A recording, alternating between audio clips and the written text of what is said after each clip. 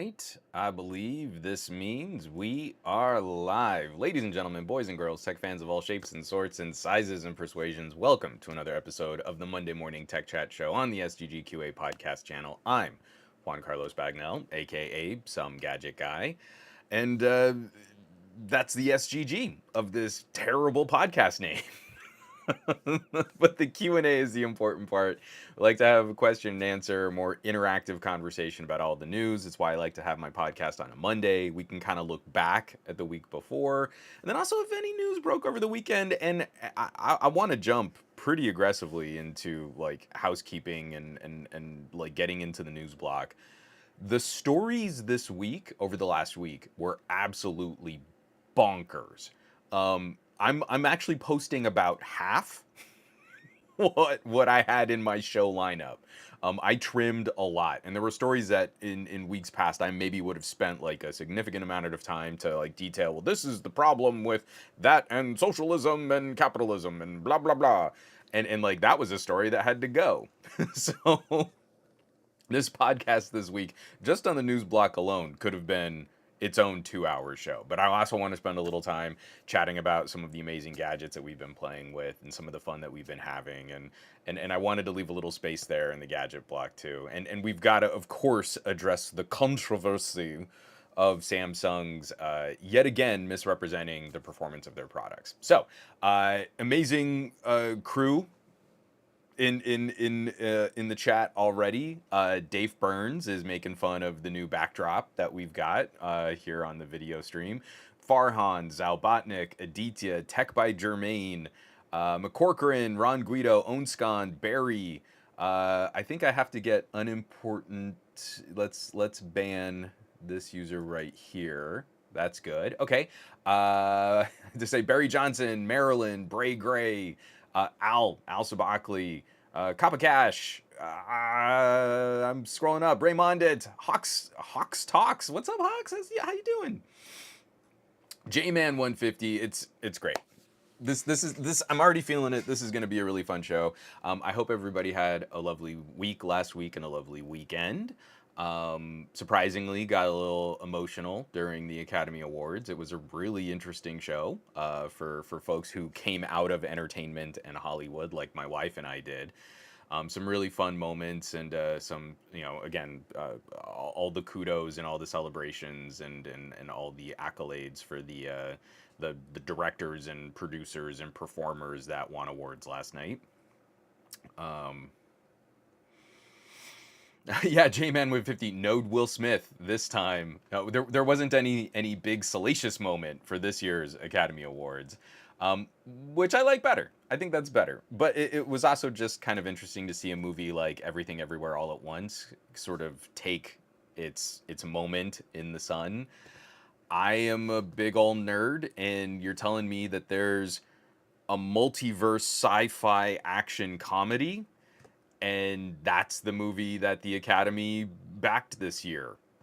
And I feel like that's a step in the right direction. It's a mother-daughter story set in the backdrop of one of the best alternate reality, multi-dimensional travel types of movies that even Marvel couldn't pull off. And it's silly. The Academy Award went to one of the silliest movies of last year. I don't know. I think we can call that progress. Like, it's just a big, dumb, fun, silly movie. And it's got some heart to it. And that's all we needed. That's all we need. Seriously, if we want to have a good time at the movies, I don't need a 4-hour epic of Dirk and Grizzly Dark. And here's a childhood icon that we turned into a grizzly dark. But is it edged dark enough? It's edgy and it's dark. Cool. But you know what? Michelle Yeoh just like traveling through dimensions and getting Ratatouille wrong was really all I needed for a fun film. So I'm good. So, yes, I hope you all had a lovely weekend. Jumping into some housekeeping, I didn't get a lot shot last week. I'm kind of in production heck on a project right now, and it's sucking up a lot more time than I thought it was going to. It just owing to me being a Samsung hater now. I'm working on all these really big project files, and the client's like, hey, we just want to do a quick backup and get an offsite. Like, awesome, send me a drive. Let's do that. And I open the box, and it's like, oh no, it's a little portable Samsung drive. Oh gosh. And it's like it's a good rugged drive. It's a little mini SSD, but the write speeds are so slow. And I'm like writing the client back like, hey, I've got a SanDisk over here. It's literally going to shave 3 hours off of the transfer time of all of these files. I think I just need to send you my SanDisk. And just like, of course, the Samsung label pops up in my life in a way like, hi, we're Samsung. We're here to make your life more difficult. You're like, oh man, I really have become that guy. Yeah, Michelle Yeoh absolutely killed it. Stephanie Sue nailed it. It was such a fun evening last night seeing that movie celebrated. And Zabotnik, absolutely, the magic word was fun. It's not a movie that takes itself too seriously. It wholly embraces an absurd silliness. So you go into this and you're like, oh, but I want my movie to be serious and grounded. And you're like, you're talking about action heroes, like practically superheroes based on this cosmic energy that they can sort of tap into. I don't need grounded. I don't need grounded. I want silly, in fact. When I look at my capes and cowls, I'd actually kind of like to see more Tick, more Adam West Batman, more lighthearted. There are characters that are designed for that, and we're trying to make everything super dark, and then I lost my parents, and I'm an orphan. And you're like, nah, yeah, okay, yeah. So Tech by Jermaine, this is the big deal. So Tech by Jermaine says, I haven't seen Everything Everywhere All at Once yet. I'll need to check it out for sure. This is an Academy Award winning film. It is not traditional Oscar bait. Do not go into this movie expecting Marvel. Do not go into this movie expecting dark, grounded, serious edgelord. Oh, we're going to take this concept super seriously. It is silly. And if you're going into the movie like, I want to see sci-fi absurdity, it's almost got like a, oh, what's Terry, not Terry, oh shoot, Time Bandits. Who's the name of the director? He likes really mixing in a lot of kind of hyper real and over the top kind of silly pieces into his. It's like almost kind of like a Monty Python. Yeah, it's over the top, and it takes the premise and then it goes, okay, well, this is kind of a ridiculous premise. How far can we push that?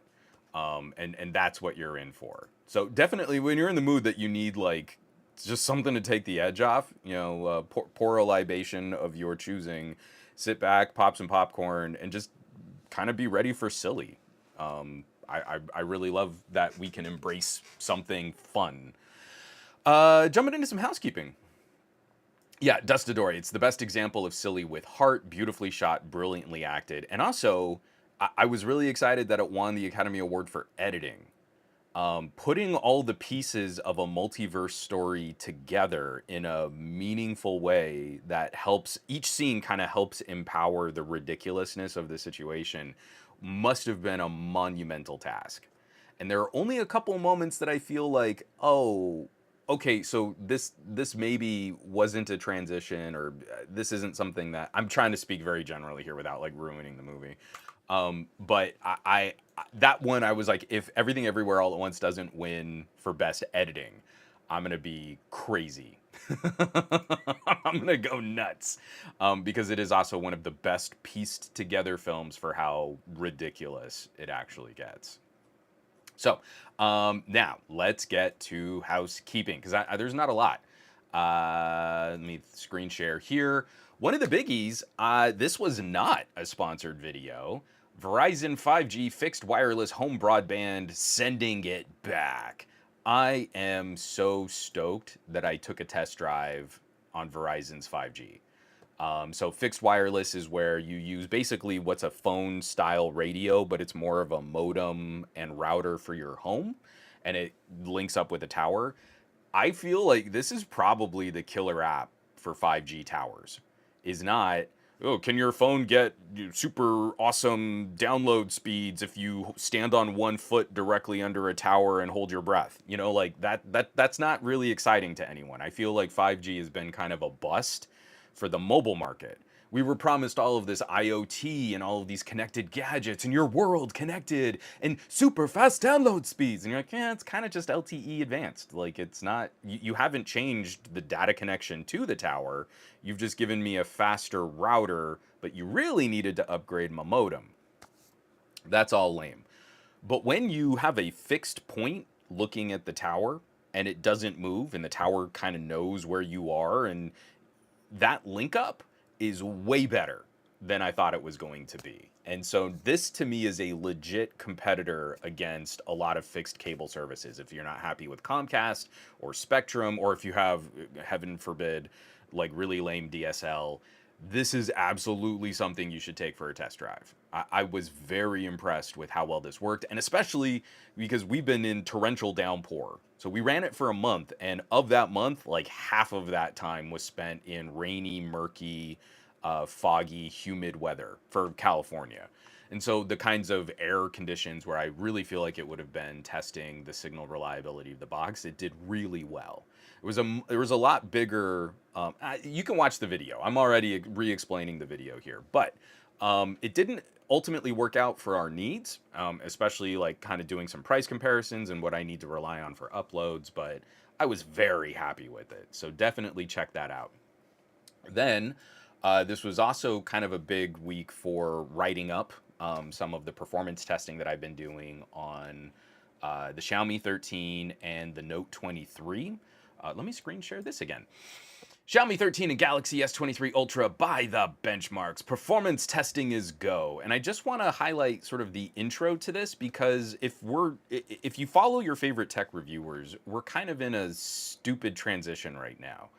Geekbench has updated their benchmarking app from Geekbench 5 to Geekbench 6, and of course, it's completely changed over all of the numbers.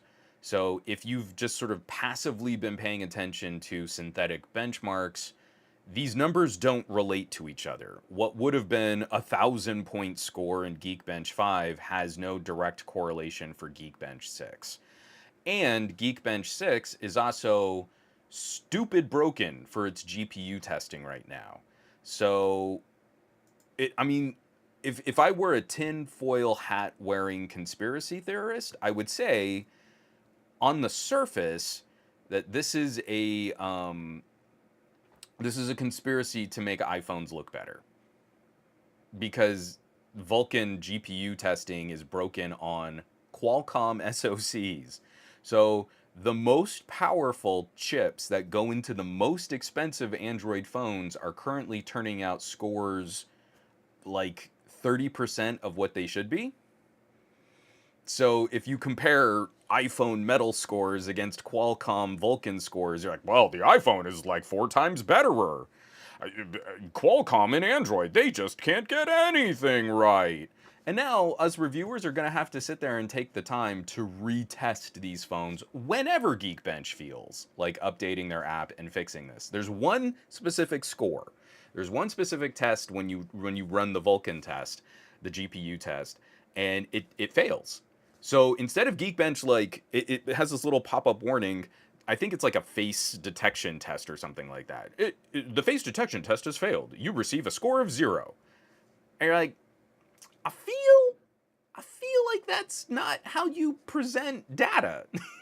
If anything, you should say the face detection test has failed and we are not producing a score for this phone, instead of saying you get a score of 0 in this test and now your GPU score is a third what it should be. So yeah, I've never been a fan of synthetic benchmarks as like meaningful data points for phone versus phone comparison. The only thing I think is valuable in synthetic testing is testing your own device over time.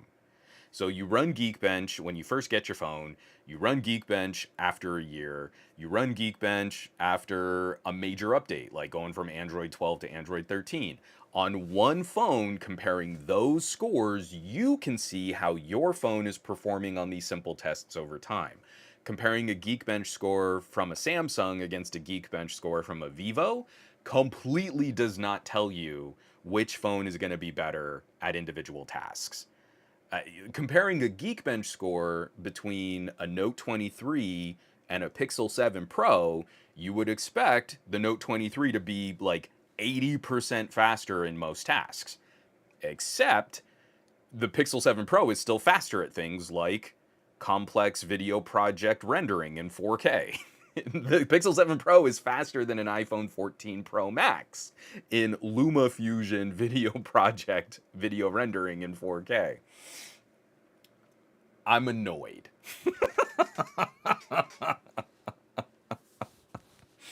I'm so annoyed.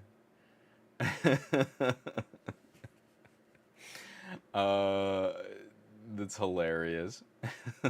Sorry, I was gonna try and catch up on. Yeah, Dave Burns. It does suck that fiber to home is the best solution, and we'll never really get it. Uh, oh, Fat Produce. So here's the thing. Andrew saying I just can't be excited for the S23 at all. Really, I've been getting into some really lovely conversations with Samsung fans. I think I need to personally do a better job of driving that wedge. There are Samsung fans out there who love their phone and are rational enough to hear criticisms and go, oh, you know what? Yeah, I don't think Samsung did that well. Or maybe that marketing is unrealistic for the phone that I'm holding in my hand. Or, hey, that's a feature on another phone I would really appreciate. That is a Samsung fan, someone who really likes their phone, but can also understand my criticisms of a multi-billion-dollar corporation that has engaged in bribing elected officials, price-fixing components, is trying to wreck right to repair in the United States, and misrepresents the performance of their products in marketing. That is a different criticism. If I criticize Samsung for those things, the Samsung fan is not responsible for the shenanigans of a multi-billion-dollar corporation. But then we have the Samsung Knight. And the Samsung Knight hears me criticize Samsung's corporate performance, how they mistreat their customers, how they try to leverage their position in the market, how they dump tons of money into marketing unrealistic expectations. And they hear, I'm attacking you, Samsung Knight, which they're not the multi-billion-dollar corporation. And that Samsung Knight lashes out aggressively and uses really hateful slurs and homophobic slurs and misogynistic slurs to try and belittle anyone who might criticize their beloved Samsung. And they'll rationally never have their mind changed on Samsung's performance. Again, the Samsung fan eventually might see that there's another product that fits their needs better and could leave Samsung. The Samsung Knight has defined their entire personality around this billion-dollar corporation, and I don't understand why, except that Samsung loves to engage in bullying in their marketing. And bullies like to hang out with other bullies. So, sorry, Andrew, that was really, I kind of went off on a tangent there. There is a lot to appreciate and like about what's going on with the S23 Ultra, but I've been getting into these really lovely conversations with international Samsung consumers, people outside of North America. It's a much bigger upgrade for folks who are saddled with Exynos. This is like something to really get excited about, especially if you're in the EU or in the UK. The performance per watt, the battery life, these are tangible, real upgrades. And I think it just serves as yet another data point that we need to remind people. If you were outside of North America and outside of South Korea, because remember, Samsung wouldn't use their own chips in South Korea. Their own chips performed so poorly on their home turf. They were using Qualcomm. If you're now just getting a taste, this is what non-Samsung users have always had access to. When LG stans like me were praising the incredible battery life of the LG V60, and YouTube influencers were telling you, oh, it's not that much difference and Samsungs are better. And now you appreciate having substantially better performance per watt and noticeably longer battery life. You could have had that years ago. I need you to hear this. You have been sold a lie.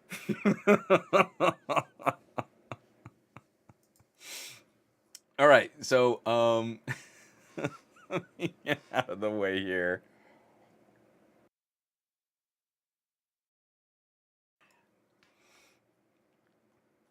Let me get this out of the way there. Yeah, Otaku, I missed the battery life from my V60 as well, man.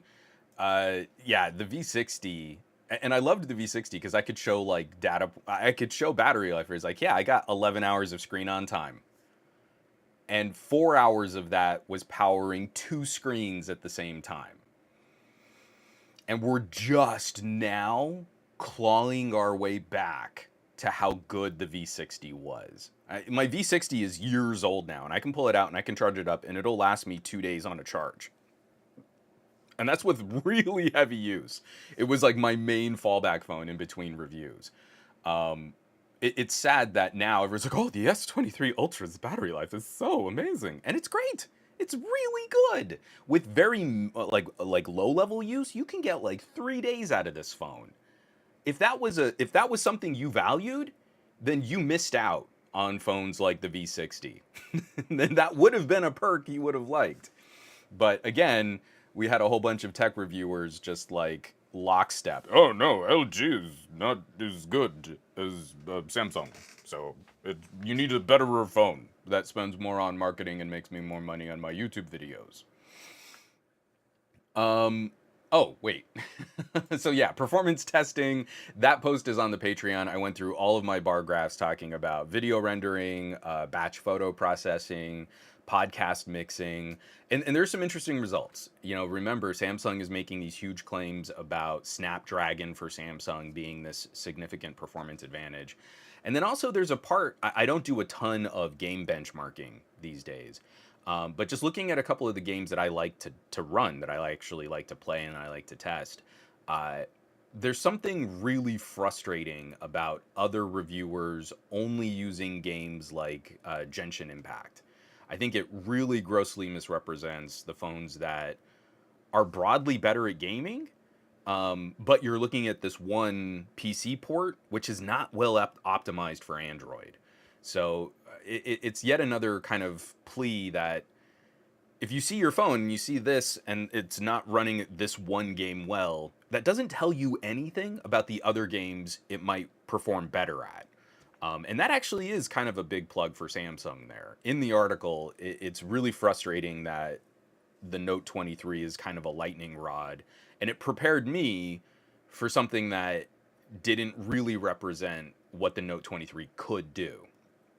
When you see these reviewers like, oh, and it's the worst performance per watt in Android for Genshin Impact. And you're like, yeah, that actually is probably accurate. But if you get a Note 23 and you play other games, that story might change. And I'm not going to put out those performance numbers public because I don't need to embolden the Samsung Knights. That's my bias. Whenever I have something nice to say about Samsung, it's behind a paywall. I gotta take a drink of coffee here. That one messed me up.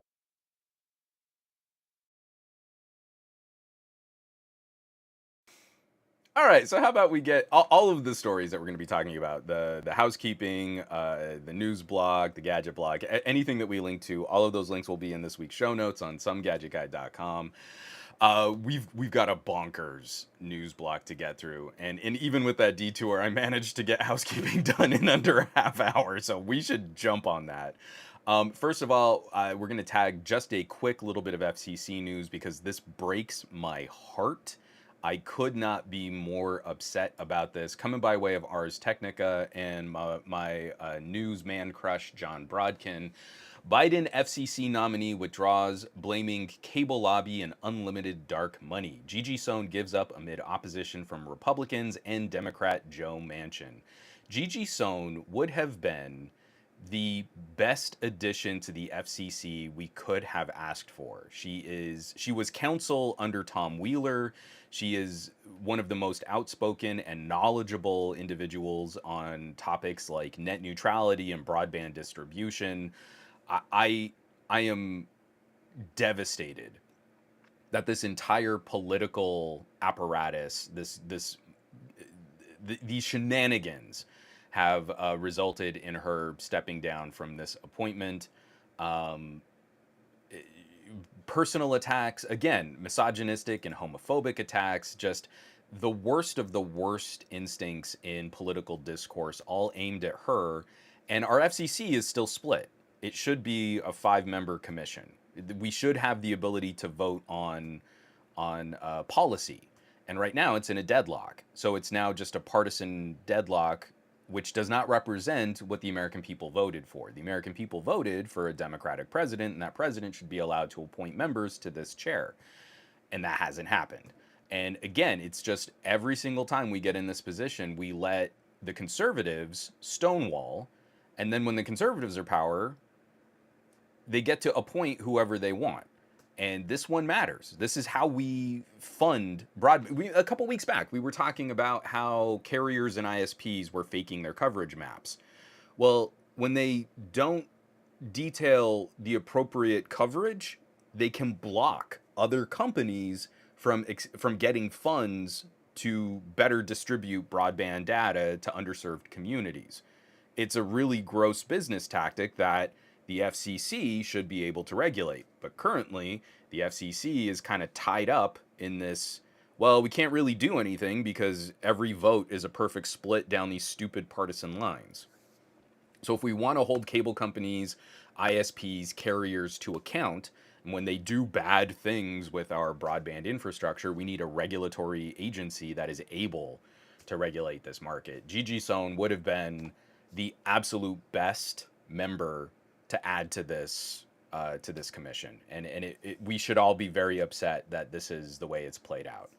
I was really hoping that eventually, maybe through a year of this nonsense, that we'd be able to kind of sneak this through, but the amount of money that cable companies could dedicate towards influencing conservative politicians in Joe Manchin completely wrecked what we were able to accomplish there.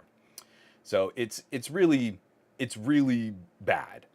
This is like, how do I want to put this? This is categorically not the way sort of a public infrastructure and regulatory agency should work. And again, I can point back to the Trump administration and the years of damage that Ajit Pai has wrought to the FCC. So, moving right along. that one was a bummer. How about for something really silly? Anyone want to tackle a silly story? I think we should. Let me pull this up here. The WWE is in talks with state gambling regulators to legalize betting on scripted match results.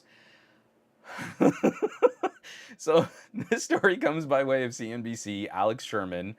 WWE is working with the accounting firm EY to secure scripted match results in hopes it will convince regulators there's no chance of results leaking to the public, said the people, who asked not to be named because the discussions are private. Accounting firms PwC and EY, also known as Ernst & Young, have historically worked with award shows, including the Academy Awards and the Emmys, to keep results a secret. Betting on the Academy Awards is already legal and available through some sports betting applications, including market leaders FanDuel and DraftKings, although most states don't allow it. WWE executives have cited Oscars betting as a template to convince regulators gambling on scripted matches is safe.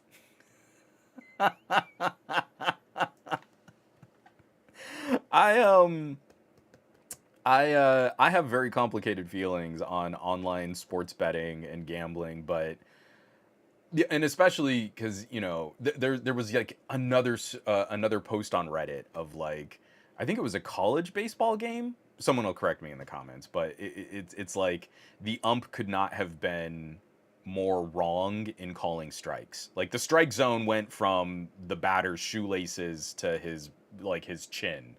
And he's calling strikes and calling people out, and you can see like the batter is like getting phenomenally angry, and even the catcher of the opposing team is like trying to calm him down.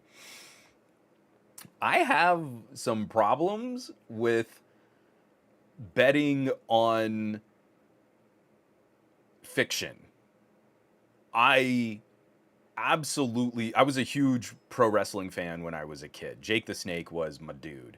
I'm not as much a fan of it now. Just the storylines I think are a little convoluted and difficult to keep up with, and I just what with all my free time. But it's a form of entertainment that I think is perfectly. I was gonna say it's perfectly valid.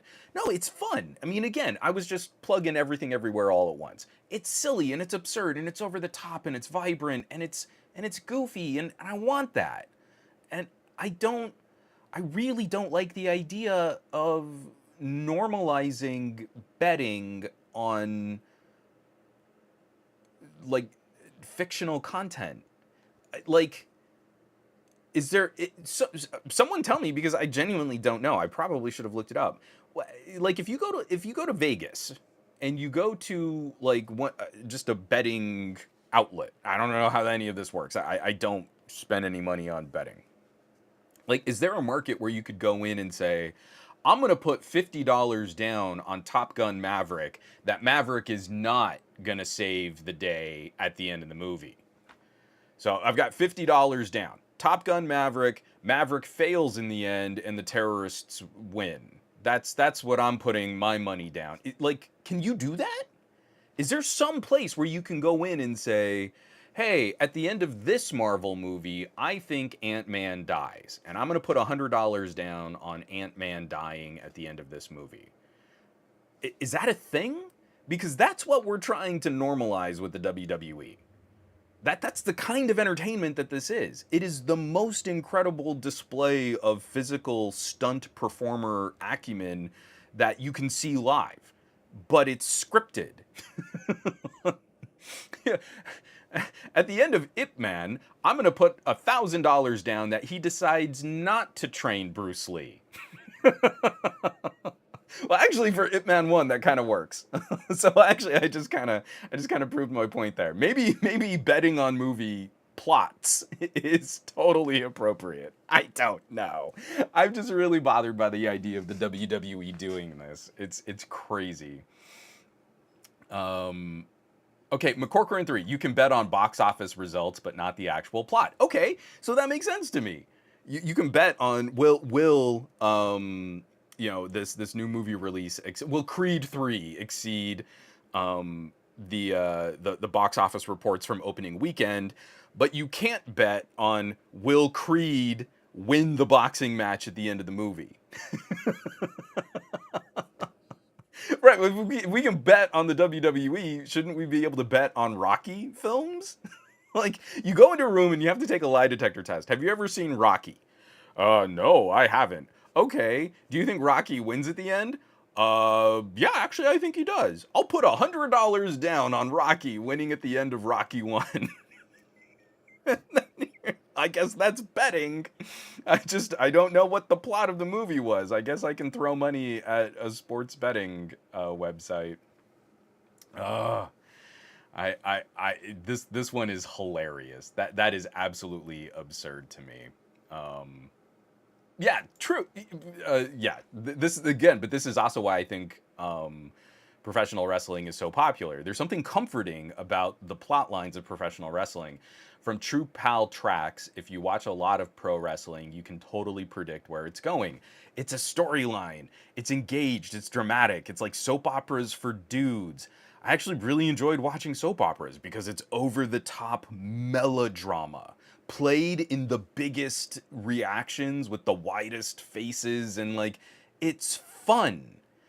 Like, you don't go into that thinking like I want a really grounded representation of how people relate to each other. That's not what soap operas or pro wrestling is at all. But it's fun, and that's what I think the money of this system should be kind of focused on. It's really bothersome to me to think there are people out there that want to bet on what the writers might do. And to me, depending on how far ahead you can actually talk about the storylines in pro wrestling, that is also dangerous because,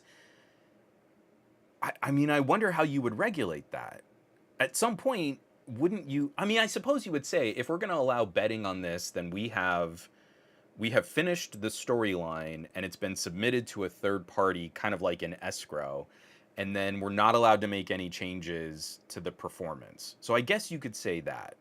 But I would also worry that, like, if you're taking these smaller side bets on storylines, that you could change the storylines based on where money is flowing. So if someone's saying like, "Hey, I'm really putting $30 down on this person winning this match, and then this happens, and then that happens," you could, like, up to the day, make those changes unless there was a really strict regulation in place to say this has been finalized and you can't change the outcome of this event. Man, I don't know. That's really messy. I don't like it. No, McCorcoran, I'm not joking. Not at all. Corcoran says, "Oh, you're serious? I left the room to go to the kitchen and came back and assumed you were joking. They're actually trying to do this. They're actually trying to do this." TED Talks Tech. We should, like, I'm gonna put $50 down on Cobra Kai. TED Talks Tech. Take bets on the final season of Cobra Kai. Will Kreese and Johnny hug?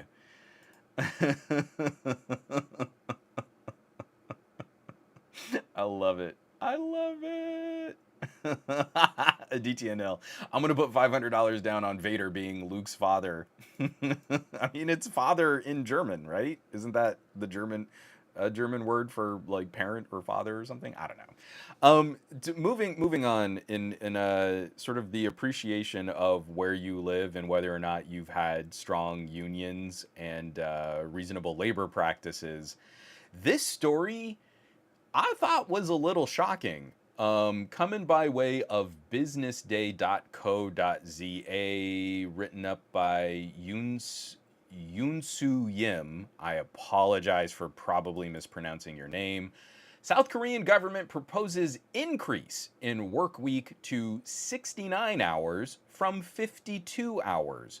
The proposal aims to promote family growth and productivity by allowing people to bank overtime hours in exchange for time off. I really want you to take a listen to this because at first I saw the numbers going bigger to smaller. And in my brain, I read the headline and I thought, oh, that's great. They want to change the work week from 69-hour work weeks with overtime to 52-hour work weeks with overtime. And then I read the headline again and went, oh no, I have that backwards. The current overtime cap apparently is 52 hours a week. That's a long work week. And now they're saying, hey, we want to extend it to 69 hours a week. And the reason why they're doing this is because the sort of family planning and birth rates of South Korea's population are plummeting. And again, they're another country that are very quickly going to break past that break-even population growth. And they have all of this older generation that are going to need the younger kids to help them out. And there aren't going to be as many younger kids to help them out because no one's having babies. So their plan to get more people to have more babies is to increase how much time you spend in the office by 17 hours a week. And I don't get it. I really don't. Their explanation is, hey, the government is going to encourage employers to let you work almost 70 hours a week, and then that will pay into how much overtime you've earned, and that then you can bank a little extra vacation time. So a couple times a year, or maybe once a year, you can take a slightly longer vacation, and that will make us more babies. And I don't get it. I really don't understand. Every other sort of especially more westernized countries, we're trying to viscerally fight for things like 4-day work weeks, a reduction in office time, but for the same pay. Productivity has gone up every single time we've reduced the work week. So not only is there no benefit to making people stay in the office longer, there's actually a detriment you have to run your office facilities more. You spend more on actually managing your property, power, and IT, and all of the data connections and all of the resources needed to keeping your office open longer. And you get less productivity from your employees. It's a lose, lose, lose. And apparently in South Korea, it also results in lower birth rate. So your country starts to implode through population distress and generational population distress.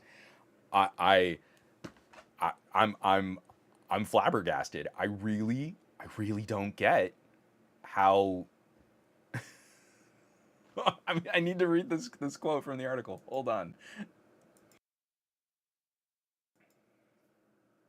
Where is it? Okay, here we go.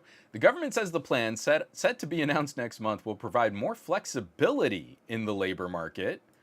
Whew. Officials say people would work less as a whole, encouraging them to have families and shore up a fertility rate that is projected to hit a global low 0.7 in 2024. So while I mean I saw a comment in there, I'm sorry, I can't catch. Like every sort of first world nation is dealing with some kind of population crisis for every developed country. Apparently, South Korea is the worstest, and that this is their plan to to kind of combat this. For counting periods of a month or longer, up to 29 hours a week of overtime would be allowed. Only 14% of South Koreans were in trade unions in 2021. I mean, that's just sort of another sort of related data metric where it seems countries that have, sort of a more, a stronger infrastructure of unionized and collective bargaining seem to end up with much better work-life balance, better pay. They're more productive for their employers. Their employers make more money off of their productivity, and the employees seem to be happier. It always seems to be when you have like really low like participation in unions that seems to be real bad for the people that live there.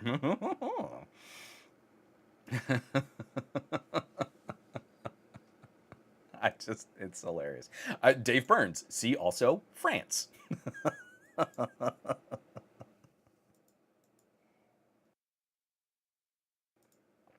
All right, so apologies if you're in South Korea. I think that sounds like it's going to be pretty brutal. Another just sort of interesting and kind of happy story. I am an audiophile. I used to say, oh, I'm not an audiophile. I'm kind of an audio snob, and I like practical recording equipment. I've just sort of shuffled all that off. I enjoy premium acoustic experiences. I'm headphone focused, I'm not speaker focused, but I would consider myself to be an audiophile if I'm going to add anything to that, an audiophile on the cheap. I think it's really lovely that the music streaming industry is helping expose people to artists and bands and genres of music that they wouldn't have experienced just through terrestrial radio. What I also think is really lovely are when we see sort of the follow up stories like this. Coming by way of Ars Technica, Andrew Cunningham, sales of vinyl albums overtake CDs for the first time since the late 80s. Now, we've been reporting on vinyl outpacing CDs for a while, but that's been revenue.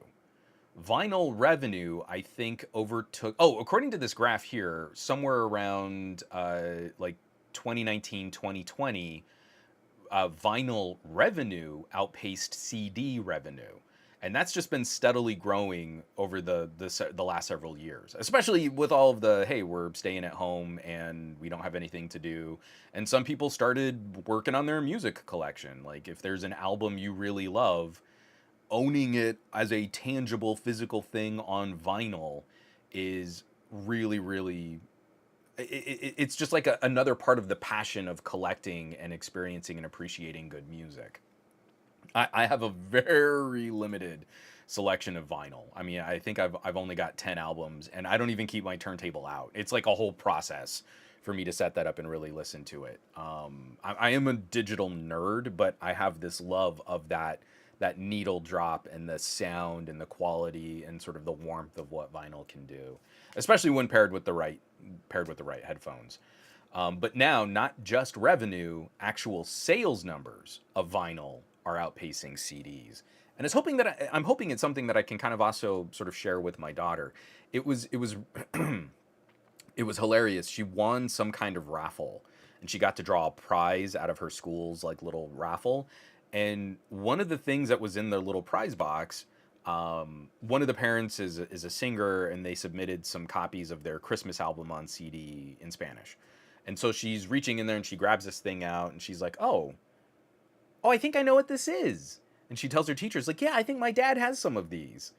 And so she comes home and she's 7 and she's trying to describe, like, "Daddy, I won the raffle." And I'm like, "Oh, Lex, that's so great." And she's like, "You know that thing? You had one and you put it down and it's got like circles and swirls, and in the swirls like you can see video or music." And I'm like, "Oh, you mean like a record?" "Yeah, I want a record." And she pulls it out of her backpack, and I'm like, "Well, it's not a record if it fit in her little school backpack." She pulls it out of her backpack and she won a CD. In her school raffle, it's a CD of Christmas music. And I'm like, "Oh, kiddo, it's your first CD." She's got her own MP3 player. That's her first digital, like, she owns it, takes care of it. You know, she doesn't need to have mommy and daddy manage it for her like a tablet. She has an MP3 player.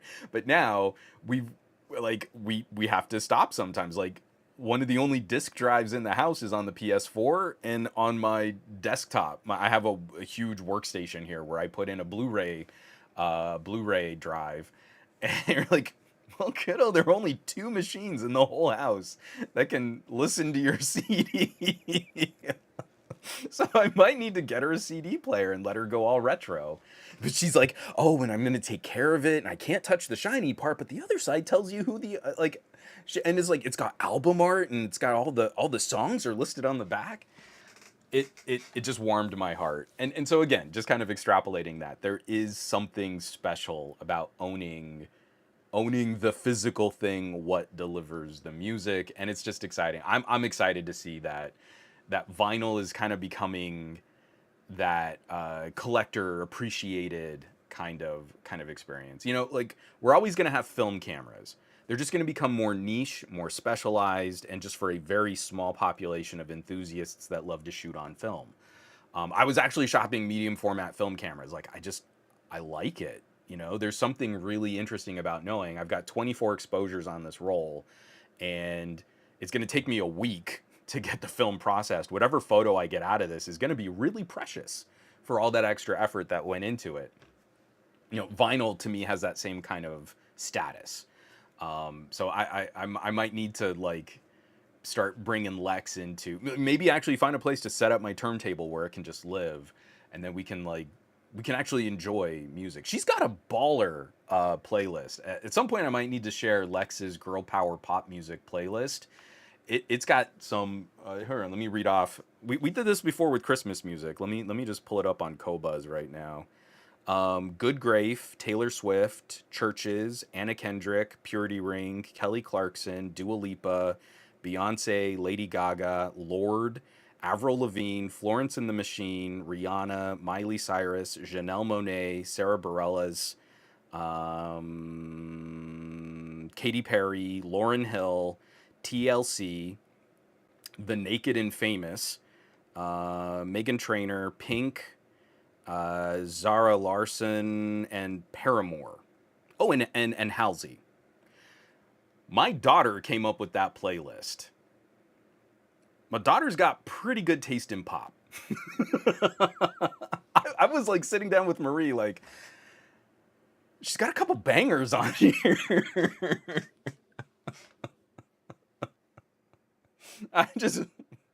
Man, this is great. I love it. I know, right? Hawks, like, way to go, Lex. Dave Burns, girl boss, indeed. Easy Computer Solutions in the chat. What's up, my boy Easy? Taking a listen to this. Nice playlist. Hawks TV, I'd listen to her playlist. You know, I'll put it together and I'll put it out as a co-buzz. So you can, I mean, obviously, I'm one of the few people on the planet that is subscribed to co-buzz. But if you just want to grab the songs, you can put her playlist together, and you'll find some good stuff in there. I mean, again, my girl's got an ear. I love it. It's so much fun. Like she's gonna be doing stuff. I dig it. Sal Botnick, don't do that. Don't do that. Lord still relevant? Question mark. All right, I'm gonna break this down. The reason why my daughter likes Lord is because I adore solar power. Solar power is one of the most clever, chill pop albums I've heard in a while. The production is immaculate, and it's drawing from previous generations of pop hits in a way that is really satisfying, going through like 80s and 90s pop. There are inspirations of like George Michael's guitar work. There are overdubs that sound very similar to like surf rock back in the day, or Mamas and the Papas. Um, I'm crediting Lord because she put together this production team, but the entire team that put Solar Power together is phenomenal. And if you can make it through the sweet lyrics of Stoned at the Nail Salon and not actually feel a little like nostalgia for a time that you didn't live through, then you are a cold, heartless machine of a person. Solar Power is a good album. I'll die on that hill. I'm not the biggest Lord fan. Royals was a banger too, but Solar Power is clever. Again, not going to go down as one of the best pop albums of all time, but it's smart for sort of young 20-something pop music. It is soulful in a way that I was not expecting. So anyway, moving right along. We still have like 3 more stories to cover in the news block. Simon says Hypno Florence is cold-hearted machine. No, Florence and the Machine is bold. Didn't they just come out with a new album? I don't think I've listened to the new Florence and the Machine. God, I can't remember. So anyway, moving right along, a quick one we don't need to spend a lot of time on, but anyone reading the tea leaves, this should not be a surprise at all.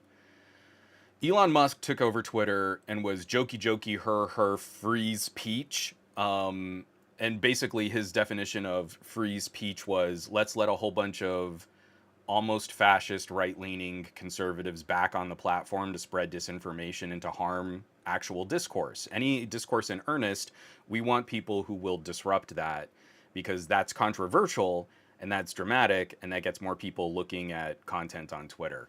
Well, wouldn't you know it, the EU is like, well, that's a bad idea. So this is written up by the Financial Times, Javier Espinoza, Christina Criddle, and Hannah Murphy. EU tells Elon Musk to hire more staff to moderate Twitter. Because apparently when, government agencies start putting out regulations on tactical misinformation campaigns, sort of funded by Russian oligarchs, the rest of the world says, well, that's bad. It's bad for discourse. That's not free speech on a private platform from a corporate body. That you don't have a First Amendment protection in the same way that like other types of publications can kind of present that. And that's also where we're looking at reforming or gutting the Communications Decency Act, specifically Section 230. So yeah, we'll have to keep an eye on that. What is actually kind of angering to me is I feel Twitter is getting a bit of a pass. If EU regulators actually have concerns over the rampant increase in tactical weaponized misinformation being spread on social media, and they have regulations against this for how moderation should be conducted on these social media platforms, I think they need to go more aggressively towards delivering the fines for those missteps in moderation. I feel like Twitter is getting kind of glad handled. Like they're playing with some kid gloves here. Oh, we're gonna warn you. Just try and get that misinformation off your platform. Whereas like bad ideas are being spread at the speed of light. And they're like, oh, but don't do that. And Elon Musk is like, her, free speech. It's it's not a good combination, and it only seems to empower the worst elements of society with the most horrific and vile agendas. Hopefully we'll see some fines applied. Again, I'm kind of taking this one personal for how much I loved my little flavor of Twitter that I had created, and that increasingly by the week is just getting more and more broken. Over the weekend, I couldn't mute people, so I got a whole bunch of hate traffic for my Samsung posts. Obviously, Samsung Nights. And so I would mute someone, and then they just keep showing back up in my timeline. And you're like, that's not how muting works. And I'm not going to give them the satisfaction of blocking them.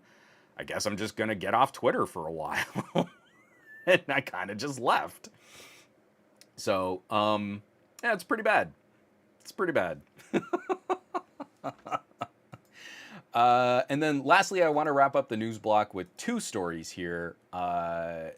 Again, I'm gonna have to be very sensitive because like when billionaires start getting engaged in banking industry collapses, they get also really litigious. And I don't think my podcast is big enough for me to have much of a target on me, but man, I just don't want to have to mess with that at all. So I'm gonna keep the commentary on Silicon Valley Bank really surface level. But I'm going to encourage people to really read into this because to me, my fear is that this is a first domino kind of effect. Smaller financial institutions that were relying on larger banks, billionaires that have assets in these types of organizations. Of course, we've got the right-wing, rugged individualists, the libertarians, the pick yourself up by your own bootstraps and no socialism for the poor people. Oh no, my bank collapsed. Better run to the government and beg for a bailout on taxpayer dollars so that my financial interests don't take a hit. That's certainly not hypocrisy. So, first story coming up by way of Engadget.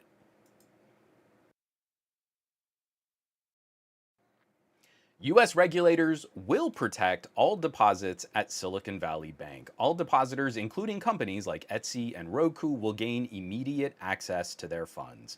And you know what? That's exactly how a well-regulated system with good insurance and protections should work. So when conservatives tell you that we need to dismantle regulators, regulations, and things like banking insurance because it's just too much of a problem for free market, because the free market only works when government dollars subsidize all of the fallout of these types of shenanigans and mistakes. So as these institutions are hurt though, if public money goes into this, I feel it needs to be a public institution. If taxpayer dollars have to prop up a failed bank, then the government should own that bank. The people paid for it. We should own it. And that's, to me, the biggest thing we need to push back against, because we can't let what happened in 2008 happen again, where mortgages fell apart, banks fell apart, and we've put taxpayer dollars into the banks and not into the people who were really harmed by their mortgages falling apart. We should have put all that money into the hands of people trying to pay their mortgage, and then that money would have gone into the bank, and then the bank would have remained solvent. Instead, bigger banks got to absorb all of the littler banks for like pennies on the dollar for all of those assets. Many of those assets are toxic. You should watch The Big Short. But still, that is a bad business precedent to set, because now everyone who wants to gamble with the money in a financial institution has pretty good data to suggest, like, hey, if we're a small bank, we're going to be screwed. But if we can somehow grow to a huge status and then gamble a whole bunch of other people's money, then the government will have to come in and bail us out if we somehow screw up. When we probably screw up and lose everybody's money. And it's gone. That can't fly anymore. Because the other galling part of the story is, let me get this back over here. I caught this on NBC News, but it's from CNBC.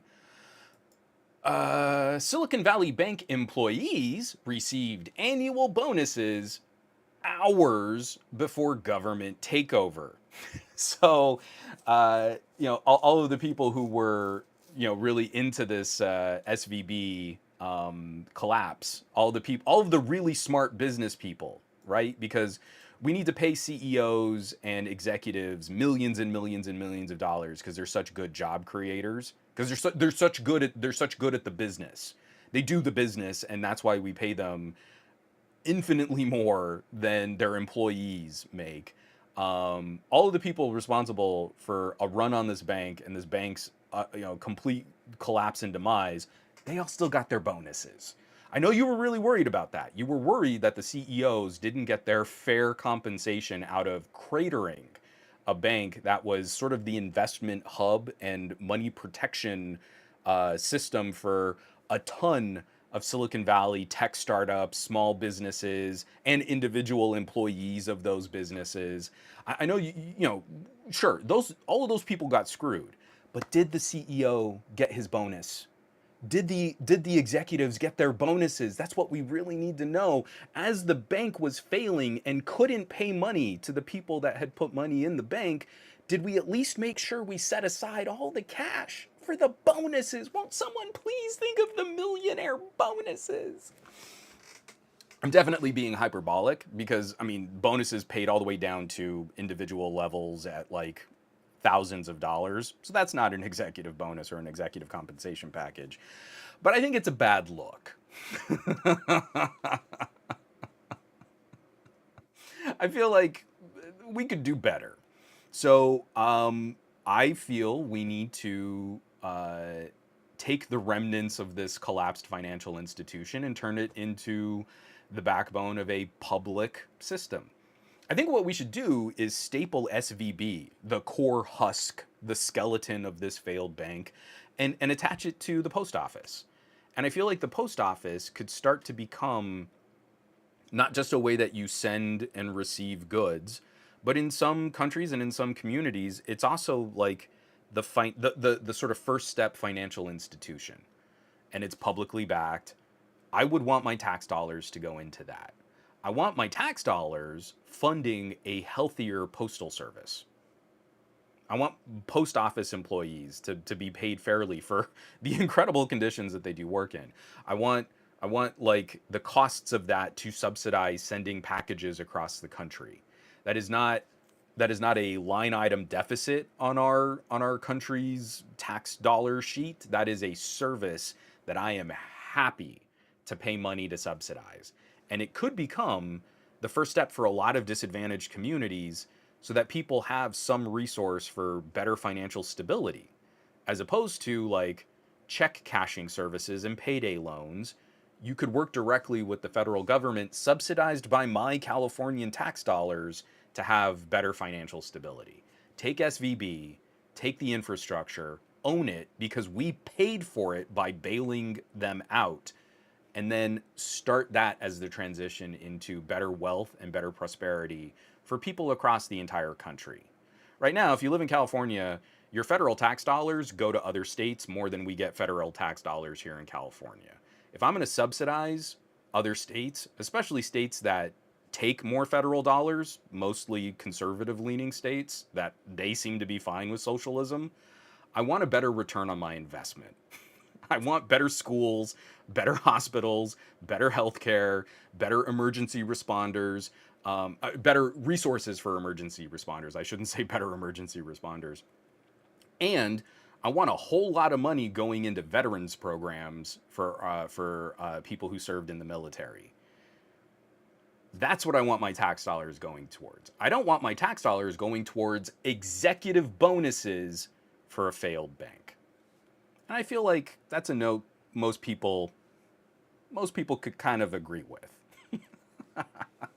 Not politicians, because I'm not directly funding a politician's campaign for re-election, but most people on the ground would probably say, yeah, actually that makes sense. I'm paying all these taxes. why is like my great uncle who served in the military struggling to afford his medications? That seems wrong.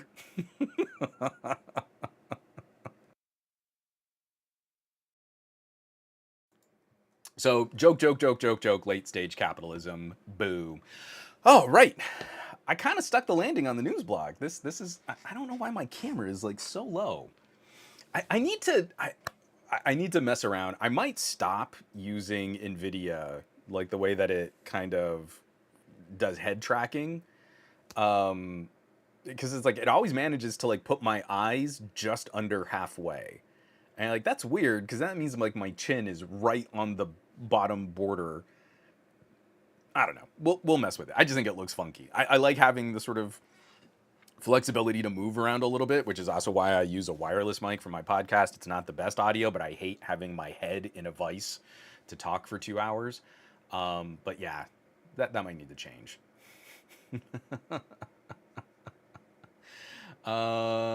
Just a quick plug here as we make our transition. Um, every podcast has a Reddit, a subreddit, a topic of conversation. My podcast also has its own subreddit. If you go to reddit.com/r/glowing rectangles, it is not a subreddit about me. It is a subreddit where people contribute stories they feel deserve more attention, specifically tech stories. And the number one, I'm really excited about this. The number one post on reddit.com/r/glowing rectangles was a cross post. And I think it was when was Ted, if Ted's still in the chat. I don't know if Ted's still in the chat. That I think Tech Geezer commented on during his stream. We just had a whole extended conversation about my daughter's playlist in vinyl. So the number one post, reddit.com/r/glowing rectangles, came from a user, Halfway Power Riot. And I've actually had a couple conversations with Halfway Power Riot, and I don't think Halfway Power Riot likes me. But they cross posted Gen Zers are bookworms, but they say they're shunning ebooks because of eye strain, digital detoxing, and their love for libraries. This is a story that came by way of Business Insider. This was on my list of topics to cover this week if the rest of the news block hadn't already been so bonkers. But that took the top post. So a lot of the content that you're going to see on glowing rectangles are YouTube videos. But increasingly, we were starting to get more people cross-posting. So you can go to one Reddit, like if it's a tech or a gadget or a science-related Reddit, you can cross-post. You can send posts to other subreddits where appropriate. And it's kind of a great way to sort of spiderweb your community. You want to show people that you're interested in their topic. Maybe we have a broader collection of topics to talk about, but there's still some play back and forth. And that article took the top post this week on reddit.com/glowing rectangles. Number two, is this what a 2023 iPod looks like from one Mr. Ryan Thomas? I really enjoyed Ryan. Ryan has been doing a whole. Why don't I have an up arrow on that? I swear I upvoted that. Ryan has been doing a whole collection of videos, like looking back at older phones and doing re-reviews, and he's started also covering some audio gear and some really fun accessories and stuff. And again, we've got a whole block of Samsung news and Xiaomi news and Vivo news, and the second highest upvoted post on glowing rectangles is a little music player on what like we could do to return to the iPod. I don't know about y'all, but I'm kind of torn. I like having something that plays great music. LG is out of the game, so there's no more quad DAC. And I like Asus, but for gaming phones, if it's really about gaming, I kind of lean more Red Magic. So I often am using, it's kind of smudgy and dirty because I use it. I'm often using something like my Fio or my iFi.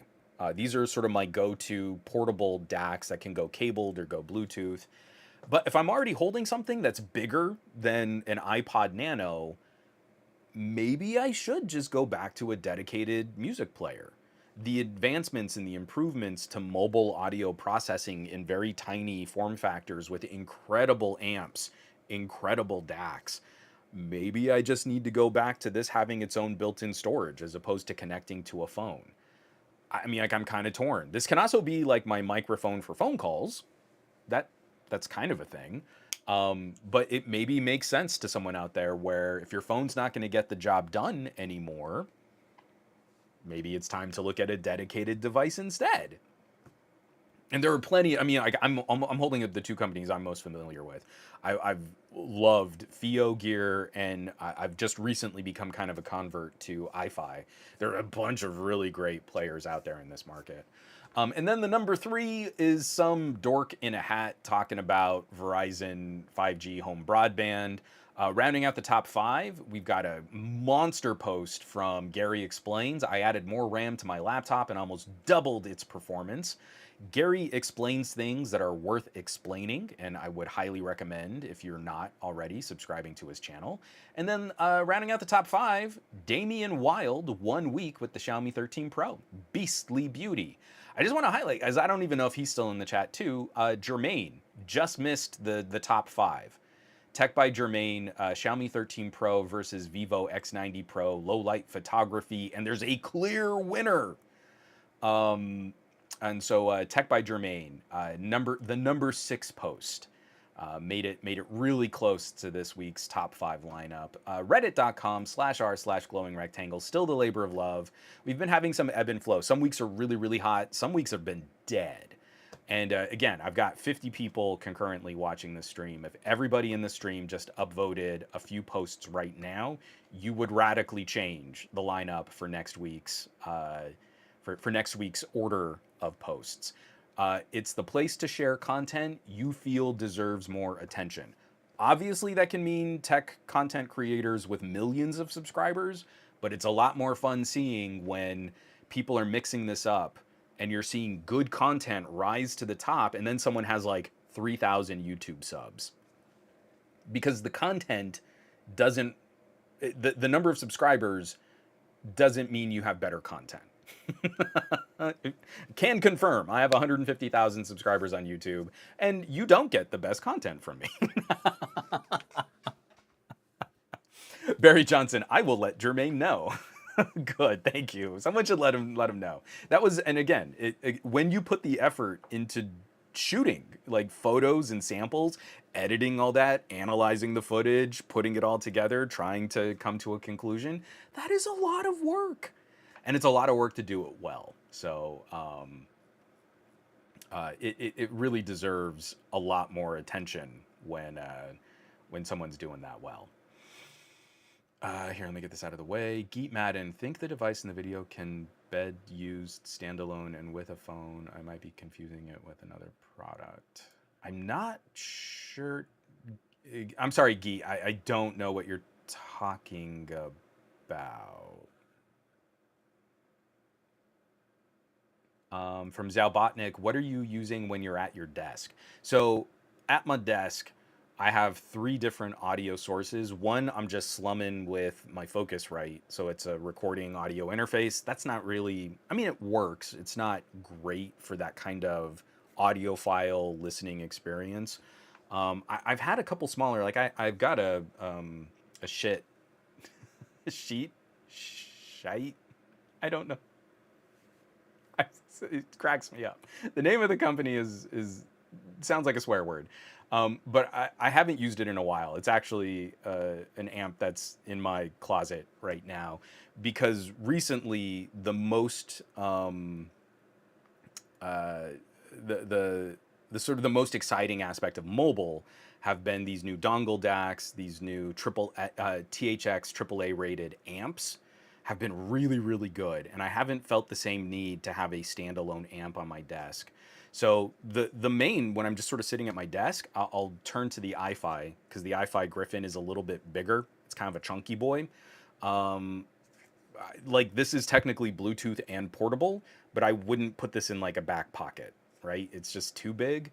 But here on my desk, next to a laptop, in my laptop bag, this thing is phenomenal. And it's ridiculous overkill for even what I'm using it with, because your ability to route audio through this little box is insane. How you can, sort of split inputs and outputs. You can use it as a DAC and and plug it into another amp, or you can take another DAC and use this just as an amp and kind of boost the signal that way. And it's so clean. It is a beautiful little audio resource. But then on the go, I'll regularly just turn to the FIO, the BTR7. So again, MQA compatible, but THX, the amps and the DACs on these are really good for something so portable and pocketable. Far on, yeah, it's legit. I know, but I mean, and I'm not saying anything bad about the company because the gear is amazing. But for how cluttered my desk is, I actually took the amp off my desk, and then I kind of didn't miss it. That's not to say that's what you should do.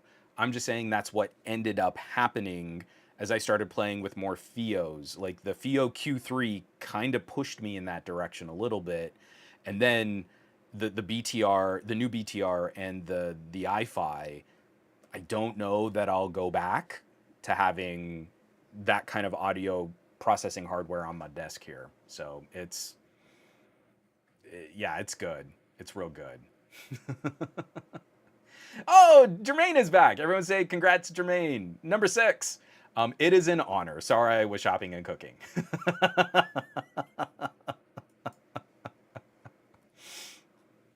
Oh, Chris, the shit stack. Now is my time to shine.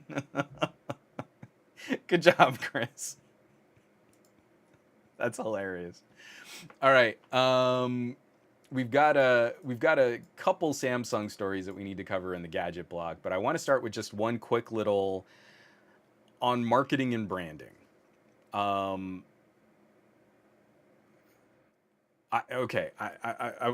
Team Pixel, so hashtag gift from Google, Pixel 7 Pro, and the new Pixel Watch. And I liked the Pixel Watch, but I wanted something which I felt would be more rugged and got better battery life. When I'm using Wear OS, I'm using a TicWatch. I love the second display on the TicWatch. I love the second display more than I care about whether or not I have Wear OS 3. Wear OS 3 so far has not brought anything to the day-to-day user experience that I feel is mission critical, as compared to getting legit about 3 days of runtime out of the watch without having to mess with like low power modes. And like I said, I like the static display, the sort of LCD style display on the TicWatch. Right now, I'm wearing an Amazfit. I'm wearing the first gen T-Rex just to have something even a little bit more rugged for all of the rain and stuff that we've been having. And again, like I'm at 21% battery on this watch, and I'm pretty sure that'll give me 2 more days of runtime. It totally changes your perspective on, oh no, my watch battery is low. Oh, but wait, no, it's 20%. Yeah, that's like 2 days.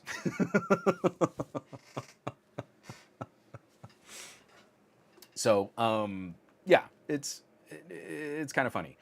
My wife has been using the Pixel Watch, and she loves the operation of the watch. Recently, she's been complaining, though, like, oh, it's dinner time, and my watch is at like 5%. So even my wife, who's not like super techie, like into all of these kinds of gadget conversations, we're planning a sort of a standalone podcast because we did that when she got her Pixel 4a 5G. So she upgraded her phone from an LG G7 to a Pixel 4a 5G, and we had a really lovely conversation. It's an old podcast, a couple years ago, and we talked it all out. And I think we might do the same thing with her Pixel Watch, just to like, so you used to use Fitbits, now you're doing this. What are your thoughts? Blah blah blah blah. Just because, again, I think it's nice to kind of check in with someone who's not the gadget nerd in a family. So hold on, let me. Yeah, JMan 150, 20% on a Pixel would be a completely different situation. Correct. Simon says Hypno, exactly. I almost went back to one of those watches. Simon says Hypno says battery life is why I went back to a Huawei smartwatch. And again, I hold up those watches as being fancy fitness trackers. The Amazfit T-Rex, it's not a smartwatch. It's a fancy, rugged fitness tracker. And I in my brain, one of the dividing lines between fitness tracker and smartwatch is two main dividing lines. Can you reasonably install apps that are not specifically built just for one model of watch? And do you have more robust support for smart notifications and replies? The notifications on the T-Rex have gotten pretty good. From when I first got the watch, it's had a few updates, it had a few firmwares, and now like I get very consistent performance on notifications coming to my phone. I can't do anything with them. I have to go back to my phone to reply to notifications, and that drives me crazy because so many of my notifications just require like a thumbs up, like a really passive aggressive, cool, got it, and then I can get on with my day. But now I look at my watch and I go, okay, now I need to pick up my phone and turn it on and do the thumbs up from here. And that makes me crazy because I live out of just a sea and a swarm of notifications. I digress. This story by 9 to 5 Google. The Pixel. That was really loud. I apologize. RIP headphone users there. The Pixel Watch seems to be a hit as Google takes second place in the wearable market. Okay. I would like people in the chat. People in the chat, and I want you to go with me on this. We are going to expand the definition of smart watch to basically anything with a screen and a low power coprocessor that can track your steps. Okay? So we're not going to use my definition of smartwatch. We're going to use an industry definition of smartwatch, which I think is woefully inadequate to define the differences between different tiers of wearable technology. Broad definition of smartwatch. People in this chat, drop a 1 in the comments if you think the Pixel Watch specifically is selling at a tier to outpace Samsung Galaxy watches. Leave a random string of gibberish letters if you don't believe sales of the Pixel Watch are directly competing against sales of Galaxy watches. Ready, go. I'm going to use this time because I'm super dry. I'm going to drink the last remnants of my coffee. Then I'm going to take a quick drink of water. And then I'm going to come back to see if I get random strings of gibberish or if I see any ones in the chat. So two.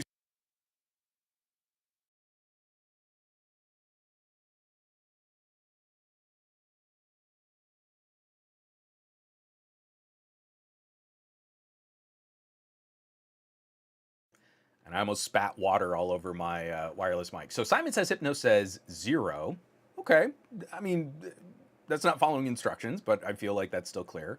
Trent says Alkajikajafkajikal. Duos says, what was Duos say? Asfagujsoljafadid. I'm seeing Raymondit. Simon Says Hypno. Hawks put a 2 in the chat. Okay. Cup of Cash with Dave Burns is putting a 1. Dave Burns is saying that the Pixel Watch is competing against the Galaxy Watch. So here's my problem with the way that we have lazily defined smartwatch, because I feel the data matters on what expectations we should have for an individual product and sales of an ecosystem of products. And I am kind of picking on 9 to 5 Google here just a little bit. So let's go back into the article. There we go. Canalys reports that Google shipped 880,000 Pixel Watch units in the fourth quarter 2022, the first 3 months that the smartwatch was available for sale. It was enough to help Google keep the second place slot in the smartwatch market with 8% of the total shipment volume. That's behind Apple's commanding lead of nearly 28% and well above Samsung's 5.9% market share. Okay, but we're talking about Google. Hold on, I need to see. By comparison, Apple shipped just shy of 14 million smartwatches in the same period, while Samsung, Xiaomi, and Huawei hovered around 3 million. Samsung shipped over 3 million watches, but 880,000 Pixel watches make it the second place in the market. But that's not even a million. So what we see is Google is second place because they own Fitbit. So Fitbit sold over 4 million watches.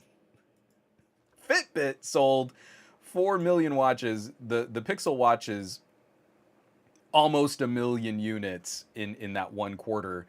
Now, to be fair, Samsung, I believe they're also counting all of the bands. So not every Galaxy watch is a full smartwatch. And that's why we've got to use this broad. But Apple doesn't ship any dumb bands. When we say the Apple Watch sold 14 million watches in that period, they're all premium, expensive smartwatches. They're none of them fitness bands. Samsung, Huawei, Xiaomi, they sell mostly bands, and then they also have a few nicer fitness tracking watches. And then Samsung has the Galaxy Watch, which is a true computer on your wrist running Wear OS. And the same thing happens now when we staple Fitbit and Pixel Watch together. Google is selling, I think they're selling almost 5 million watches. That's awesome. I'm really glad. The majority of those are Fitbits. We haven't even cracked a million Pixel watches. So 14 million Apple watches against 880,000 Pixel watches is the fair fight, right? I'm no fan of Apple. Apple Watch is one of the best products they've ever put out. The fair fight is Apple Watch versus Galaxy Watch versus Pixel Watch, not Apple Watch versus Fitbits and Pixel Watch. Is where it really bothers me how we try to quantify this data, is because I want Google to do well and I want to see the Pixel Watch succeed. I don't know that it can really get better so long as they're stapled to Samsung for all of their SoCs. And it's really frustrating that Google and Samsung have denied Fossil and Tick improvements to Wear OS 3 because currently Wear OS 3 has miserable support for Qualcomm SoCs. Wear OS 3 supports old Samsung chips better than it supports new, more power efficient, more powerful Qualcomm chips. And I feel that's wrong. I want to support Wear OS, but I'm wearing an Amazfit because I want better battery life. And right now I'm even sacrificing my need for better notification support because boy howdy is Samsung not getting that done.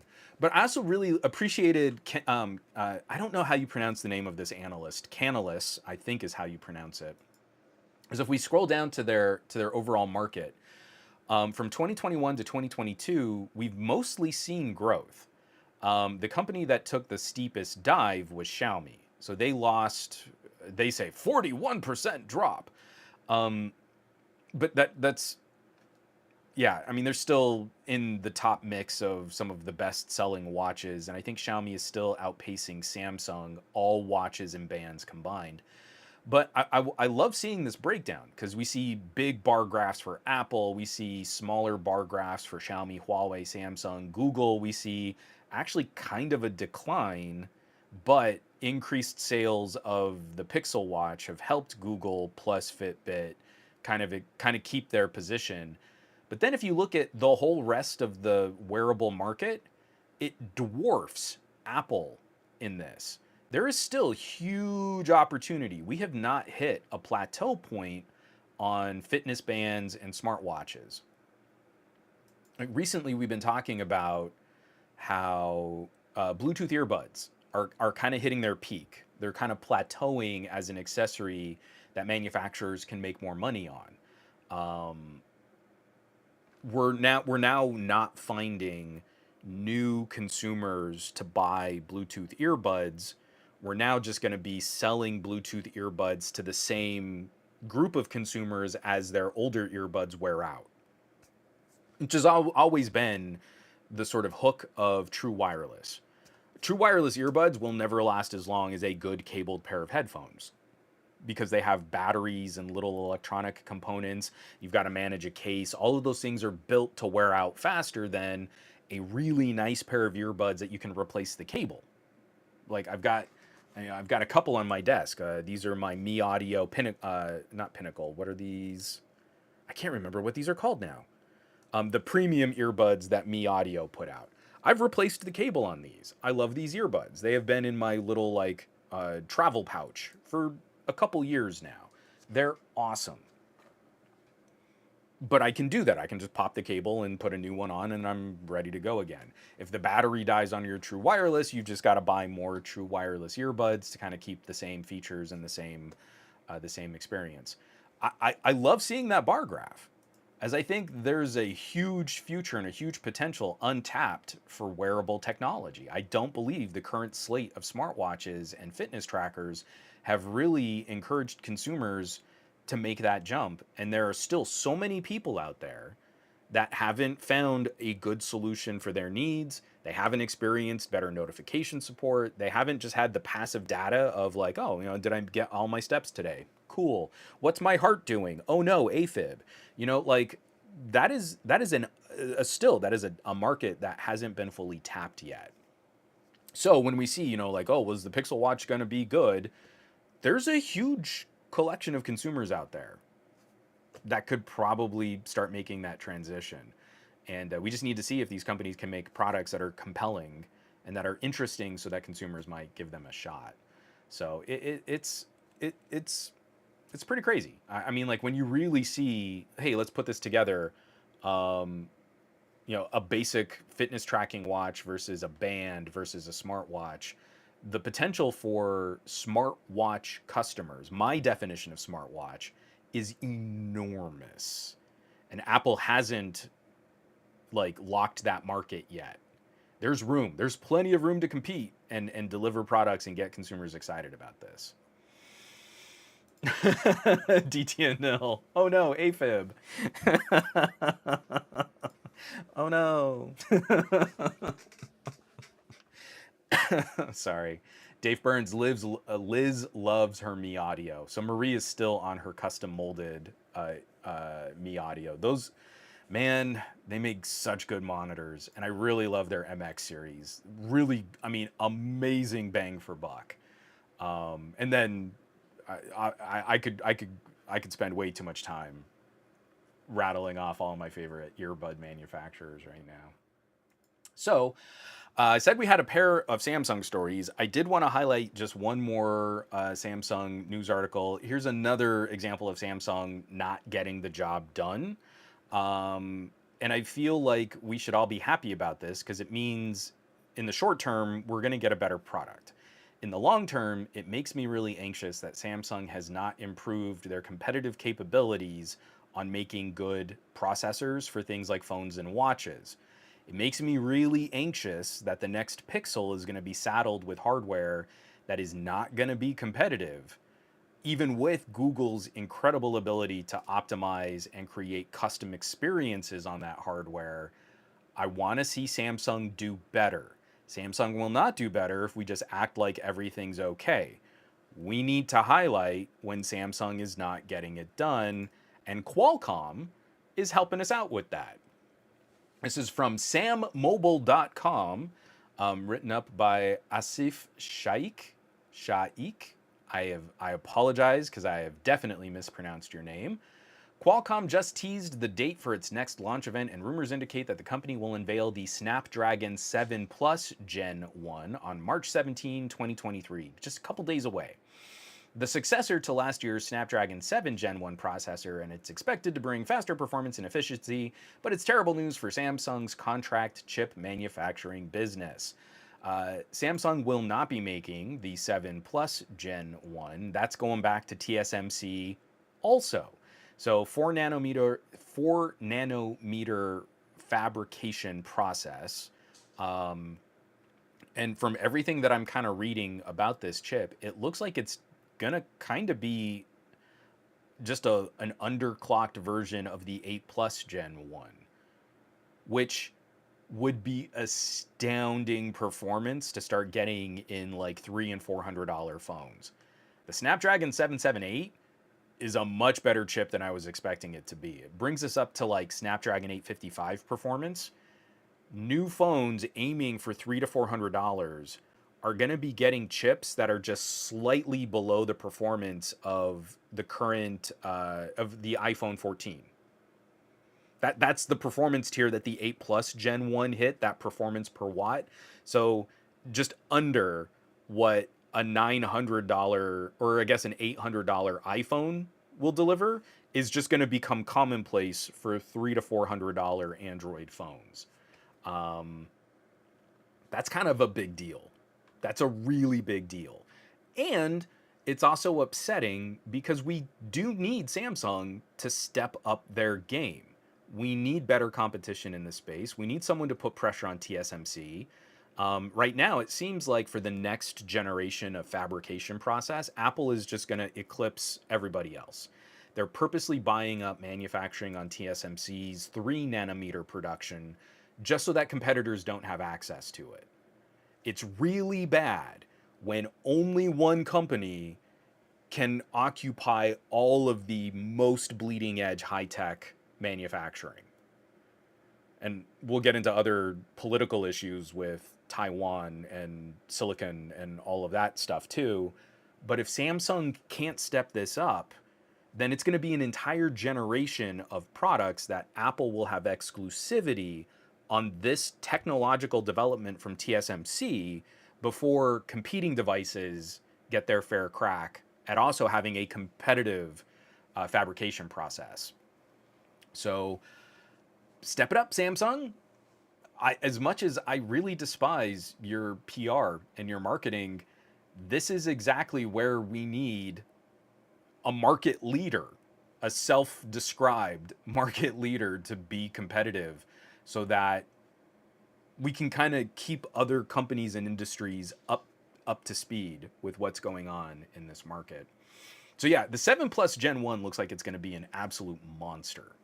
The 8 Plus Gen 1 is one of the most shockingly improved chips I've ever seen in my entire life. The 8 Gen 1 is a wonderfully powerful laptop grade SoC that draws way too much power in the shell of a phone. If you give it active cooling or if you put it in a tablet, it's a great performer. The 8 Plus Gen 1 brought all that performance at a significant power savings. So all these people going, oh, but the Note 23 is so much better battery life because of TSMC. Credit where credit's due. Samsung has nothing to do with the improvements to their own phones. It's TSMC fixed Samsung's problems for Samsung. And I love this like Snapdragon for Samsung branding. It needs to be Snapdragon for Samsung by TSMC on the label. That's what the label needs to be because Samsung couldn't get the job done. We need Samsung to get the job done. And it kills me because again, Apple's going to run roughshod over the whole tech industry for at least a year.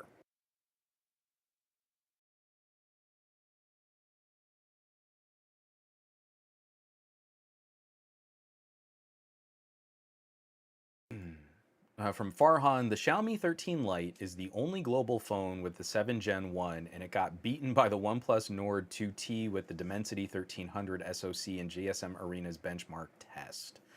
I haven't played with a 7 Gen 1, and Xiaomi sent me the Xiaomi 13, and I'm actually kind of glad that they sent the 13 and not the 13 Lite. The 13 has the 8 Gen 2. This little phone is a screamer. It's really surprising performance for a smaller phone that has less surface area to get heat out of the phone. And I did the performance testing between the Xiaomi 13 and the Note 23. And the Note 23 is not a clear winner. It wins a few races and it loses a lot of other races. And a much smaller phone with a smaller battery and less surface area to expel heat goes toe to toe with the Note 23 and beats it in a couple of surprising races.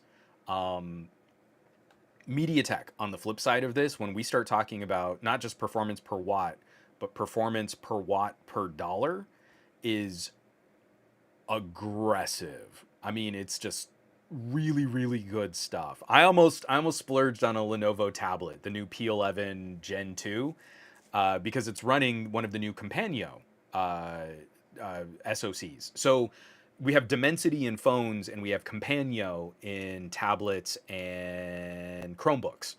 Um, the new Compagno in that Lenovo is a similar core configuration to like a Snapdragon 870, and that tablet's like $300.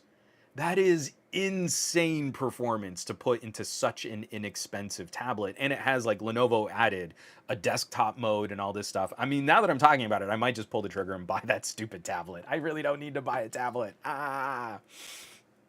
But that's how good this stuff has gotten. What goes into a $300 tablet uh, is better performance than what we had on a phone at the beginning of the 5G transition, which is still phenomenal, ridiculous overkill for consumer compute needs. Like a 7 Plus Gen 1 going into a $300 phone is ludicrously powerful. It is more powerful than most people's sort of entry level laptops and PCs. I've got a whole bunch of little mini PCs. They're running like Celerons and Core i3s. I've got a couple Core i5s. I've got an 8th gen Core i7 laptop here next to my desk. 8th gen, it's old, but that's still a powerful laptop, right? The 8 Gen 2 in my Xiaomi is significantly more powerful than that Core i7.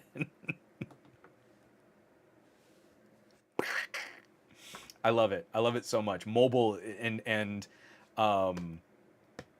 mobile and ARM, because trying to compare this like raw performance, like these laptop chips are idling at like 10 watts.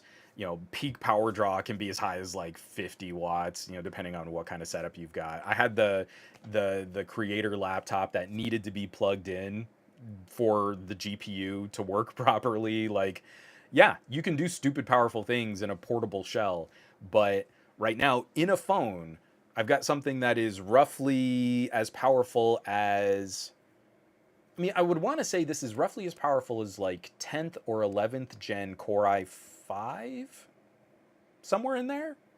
And it's got a GPU that is almost as performant as a GTX 1050. A GTX 1050 GPU draws like 70 watts of power. This phone, used in its entirety, is drawing less than 10 watts of power for that same level of performance. And if we can't find something exciting in that, like when I hold up like Android for gaming, or editing and rendering video, or mixing podcasts from mobile, I'm doing this because there is a substantial performance advantage to doing that on a little ARM chip. So anyway, they are Dualos. They're actual pocket computers. So just checked the price of the Lenovo in the USA. The 6 gig 128 retails at $430, though there's a promo on Lenovo's website for $330. Over the weekend, it was on sale. Over the weekend, I think it was it the 128?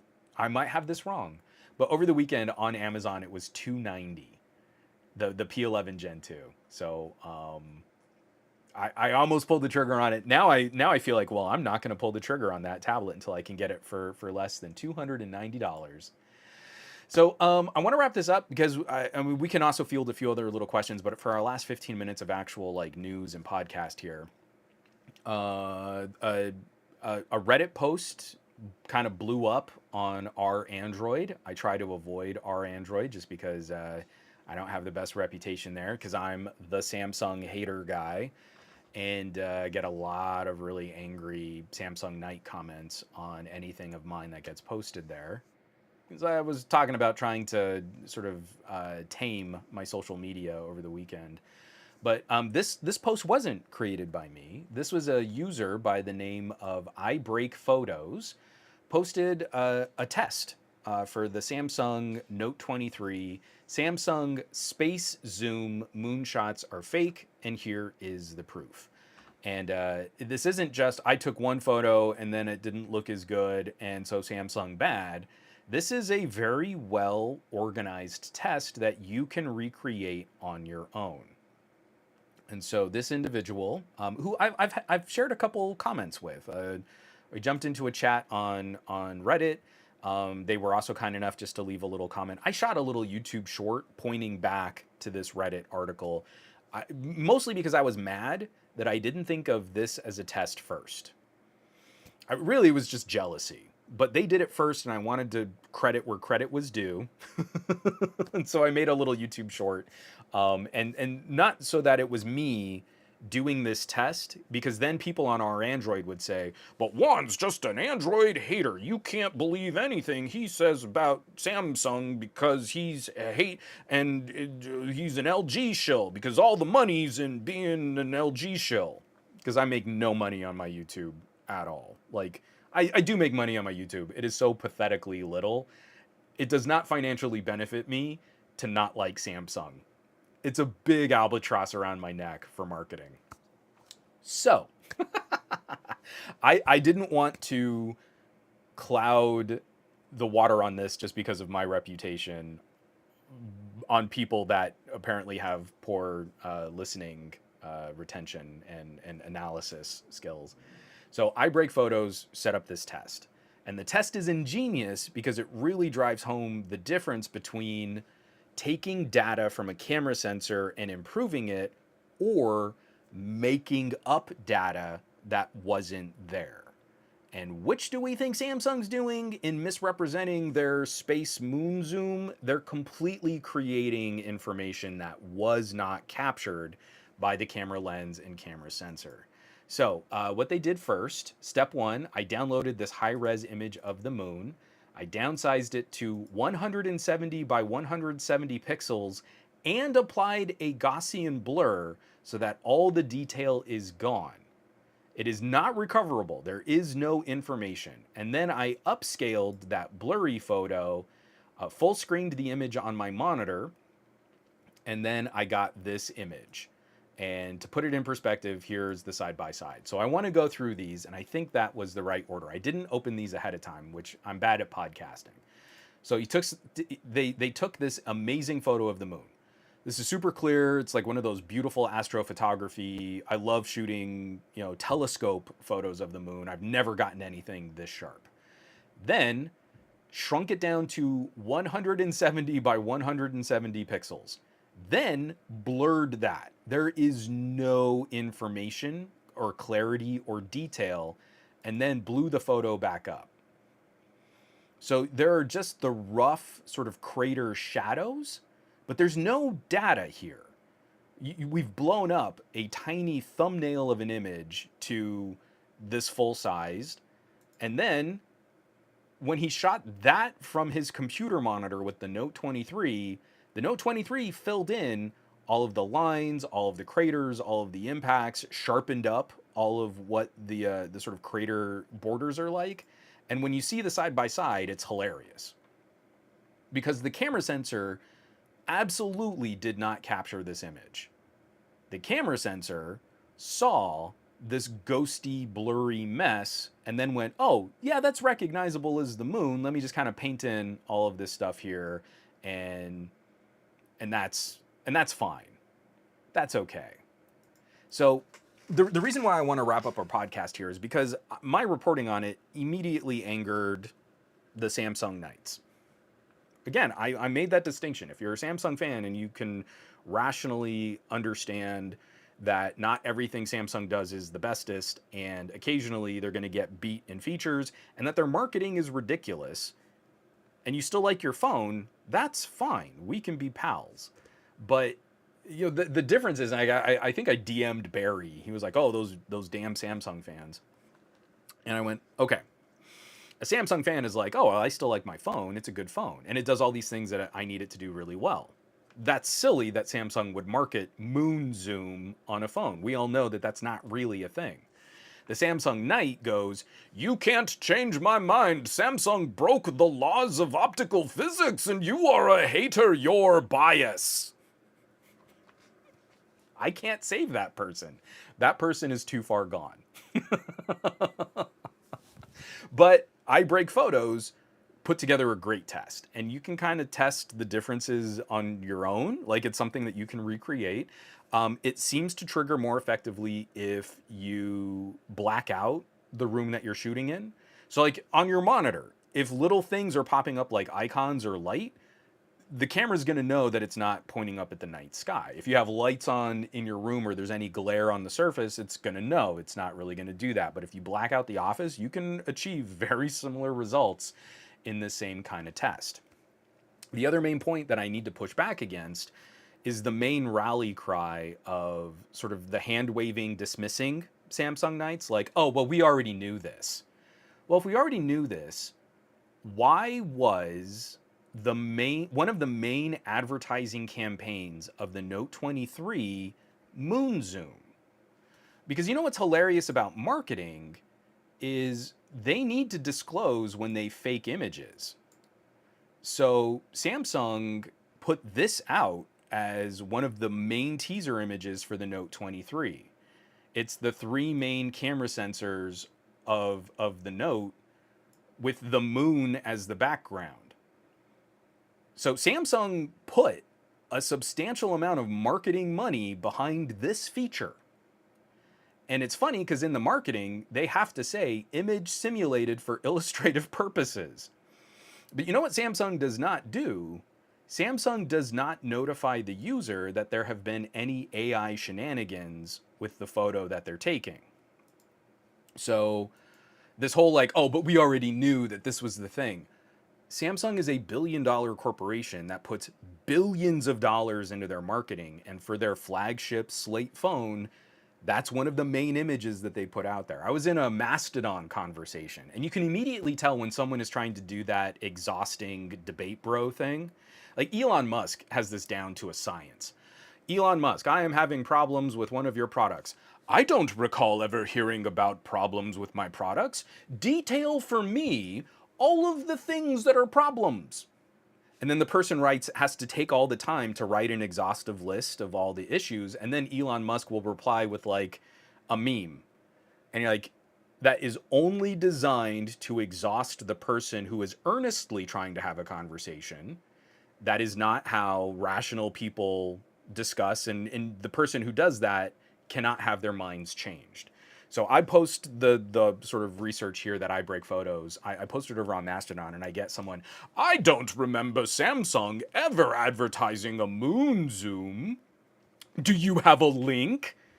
Well, if you cared, you could go and search Samsung moon space zoom, and you'll find that photo. That was a major part of their ad campaign. It's both in portrait and in landscape. That was a marketing push for that phone. So I point blank them on it, and I say, "Oh, the only reason you're asking and you're not searching for it yourself is because you're not in earnest trying to find this information. You're trying to waste time and just exhaust anyone that has an issue with Samsung's marketing." But I already pulled the image. It was on my phone, and I used it in this YouTube short, so I'll attach the image. And I immediately get a reply.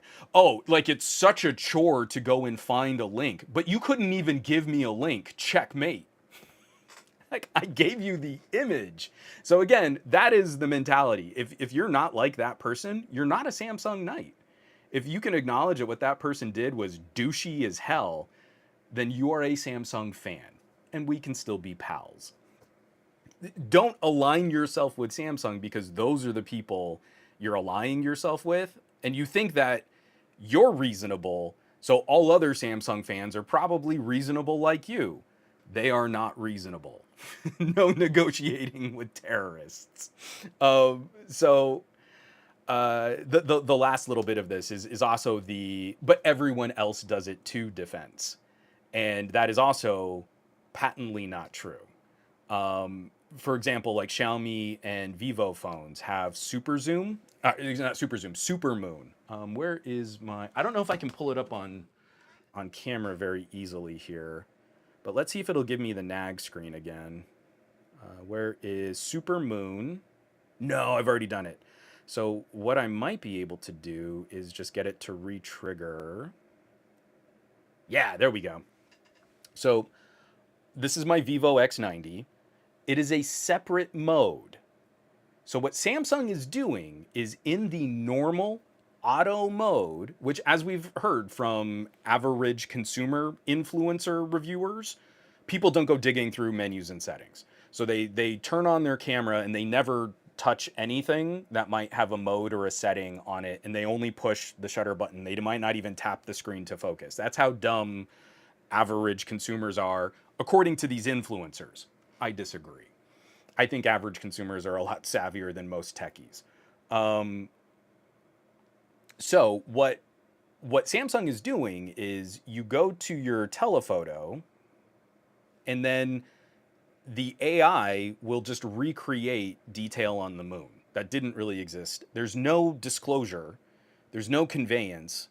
Nothing tells the user that AI just took over your photo. It's all baked into the auto mode to make it look like the Samsung telephoto is doing something amazing, but it's not. So then we go to a Vivo, and there's a completely separate mode. In the auto mode, there is none of that kind of AI enhancement to detail that does not exist. But you go into Supermoon, and the very first time, it's not doing it now because I've used this phone a whole bunch, but the very first time that you go into Supermoon, you get a nag screen. It tells you how to get the best results from the Supermoon mode. And in the Supermoon mode, make sure. Okay, how do I capture a supermoon with a telephoto lens? To achieve the best photo effects, apply a 10 times zoom or above when the moon is not blocked by any cloud or building, and use the AI enhancement when the moon is recognized. And also try to hold the phone steady. In the nag screen, it's telling you software and AI is enhancing this photo in a wholly separate mode that is not a part of the auto functionality of the camera. This is not real. And they even take it to a ridiculous extreme. There is AI art moon. So, you know, like when you see an overly exaggerated, like, Photoshop of the moon on the landscape, and like, you know, wolves are howling, kind of three dog moon night t-shirt kind of a thing. The Vivo has a mode like that where it's obviously fake, but it's artistically obviously fake. So no, they are not the same. Samsung is misrepresenting the performance of their product. Vivo, of all companies here, Vivo with all of their filters and AI and V2 coprocessor and super night modes, they are detailing exactly when computers and AI are taking over your photo. You get the splash screen that tells you this is not real. Samsung is trying to make you believe this is real. That is incorrect. Because the thing that really bothers me about that is someone is going to pick up the Note 23, and they're going to take a photo of the moon. And the moon is pretty far away. And they're going to go, wow, what an impressively sharp image of the moon. This is a great telephoto camera. Then they're going to take a photo later of something across the street. And see, the AI can't make up a sign or a flower across the street. And the tiny little telephoto sensor on the Note, which is ridiculously smaller than the telephoto sensor on a Pixel 7 Pro, that's how they get the equivalent longer focal length, is by using a teeny little sensor with that same focal length lens. Then that person is going to say, wait a minute, I tried to take a picture of this flower across the street, and it's all wobbly from all of the noise reduction and all of the sort of crop zoom image expansion. but my phone could take a photo of the moon and it was really sharp. I guess this is all just hype, BS. It's all just AI trickery. None of the photos are really good from this camera. These are all just marketing. Like, if we're talking about the average consumer, you're immediately going to run into disappointment. Why can my phone take a photo of the moon at night and have it be so sharp, but in daytime I can't get that rose just across the street? So you've immediately set up on a $1,200 phone an expectation that the product cannot live up to. And it's going to cause disappointment for that phone, for that user who spent $1,200 on that phone, or maybe more if they decided to bump up the storage. And so then everything starts to look like a gimmick. Samsung is the biggest, they spend the mostest on the marketing, and that's why I feel we continuously have this like shrug experience with real new camera technologies that are exciting. I think so many consumers think, well, oh, but that's just like a software filter, or that's just BS. I shared a photo of that pine cone. The first comment I got was, this is not a very realistic portrait mode filter. And you're like, that's not a portrait mode, that's optical performance from the lens. But it's because of Samsung miseducating through their marketing and trying to hide these features into the core performance without disclosing to the user what's going on, that we're getting less and less consumer education down at the ground level, and people can't see where the real improvements are coming from. There are very good reasons why you'll want a Note 23 camera. Has nothing to do with 200 megapixels or with moon zoom, in my opinion. In my opinion, you want it for things like good reach in brightly lit conditions. You don't want it crop zoom too much, but that 10x zoom equivalent is pretty handy if you have direct sun on something. And then you want things for like lens clarity and some of the improvements to that. But that has nothing to do with what Samsung is marketing. And we can't get there because I don't have a voice that can overcome billions of dollars of Samsung marketing. And we have way too many YouTuber influencers who are like, oh, Samsung said it was 200 megapixels in moon zoom. And that's it. Story over. The interest in searching for these kinds of topics on Google they've already plummeted. Like there was the sharp spike just before the phone started shipping to consumers, and now Google data analytics, consumers are not not searching for the Note 23 anymore. That topic is dead. So now all of that messaging got baked into that peak, and none of the people doing the work to kind of follow through on it now are going to get nearly the same kind of attention or traffic to test the absurd marketing claims from Samsung. It's absurd to believe that you're getting that kind of optical performance from a 1/3.5 inch type sensor on a tiny little phone camera lens handheld at night. That is impossible. It is fake. So it's upsetting. It's really frustrating. And again, this all blurs in. When I say 1-inch type sensor, I have a whole bunch of undereducated Android enthusiasts going, but that's not as good as more megapixels. And you're like, I can't save you. You need to be open to looking at data and evidence to then understand where something is an improvement, and when there's an improvement, where there's also a counterbalance. Because a 1-inch sensor comes with some drawbacks. I am happy to shoot around those drawbacks for the benefits that I get from it. But you can't learn that if you're just, but Samsung marketing said they can break the laws of physics. I can't help you. And this goes into a long string of other Samsung issues, like game optimization services is almost 1984 doublespeak. Samsung has a game optimization service that slowed down the performance of their phone on real-world apps, but juiced up the performance on benchmarking apps. They were delisted from Geekbench for several years worth of phones because they were rigging benchmarks. OnePlus was rigging benchmarks. What is the scale of consumer harm from a OnePlus to a Samsung? OnePlus sells a couple million phones a year. Samsung sells 250 million phones a year. We should come down on OnePlus. We should come down on OnePlus. We should come down on OnePlus, but we should come down on Samsung 10 times harder in our commentary. 10 times more people will be hurt by Samsung's deceptive business practices than OnePlus's deceptive business practices. Like, they're not even on the same planet of scale of consumer harm. Samsung TVs were just recently caught juicing up their panels. So a TV reviewer tests a panel in a very specific way. And they put a thing on the TV and it measures the light and the color and the input and the clarity and the accuracy. And it's a very small device. And Samsung TVs could detect the surface area of that device to give it extremely more accurate results for that test. But then the whole rest of the panel operates in this really ultra saturated, juicy HDR mode.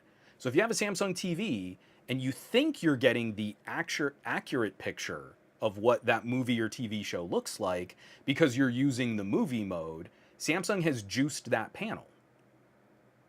You are not getting what that image really should look like. And that matters to people who really care about fidelity and image quality and home theater setups and stuff like that. And so many people are like, man, these Samsung panels are just blowing my mind. They're so accurate, but like the colors that are popping off of this screen, they just look amazing. And then someone tested, oh, well, if I move some of my detection gear, this is all bogus.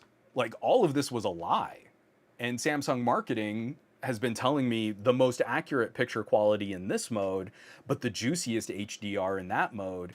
And it was all basically just saturation peaked up to 10. You know, like it was all a lie. Moon zoom is a lie in the way they are presenting it. I would have no issues with the Note 23 having a moon zoom feature. Do what Vivo does. Have a super moon mode. And I want the prettiest like moon to pop into my photos. I love it because in the Vivo, they actually show two photos side by side. And one is just this little white speck of where the moon should be. And the other is this crystal clear image of the moon that's larger than the little white speck. Like they're making it obvious. This is not real. This is not what the moon looked like. It's so upsetting because it takes phenomenally more work to undo misinformation. And now Samsung marketing is basically an agent of misinformation. They are misrepresenting the performance and the quality of their products. And that is, I believe, leading to consumer dissatisfaction because they're promising them these absurdly silly things and then they can't really deliver on what they're promising. And the reaction is going to be, I tried the bestest Android, I guess I better buy an iPhone because they just work. Instead of looking at some of these other players, like Sony is not trying to misrepresent the camera performance of an Xperia. The Xperia is a significantly expensive phone. It is one of the most expensive phones you can buy in North America. The image quality will not impress you if you want the juiciest, poppiest HDR. But Sony isn't out there saying, our 12 megapixel sensor can zoom to the moon. Because that's absurd. So we can't fix this until we actually point it out in a way that impacts Samsung sales. The only thing that's going to matter to Samsung is Samsung losing sales to other Android devices. If Samsung loses sales to the iPhone, we're just going to get Samsung copying Apple more and more. But there's little glimmers of hope. Motorola is currently the #3 smartphone manufacturer in the United States.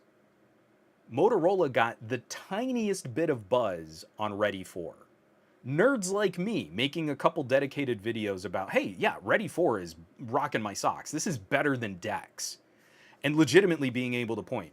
Better support for higher resolution displays, better streamlined interface, really great snapping, window management tools. Like Ready 4 matched DeX on every feature and beat it on scalability, resolution, and purpose-built modes for things like gaming, video calling. Ready 4 is a champ.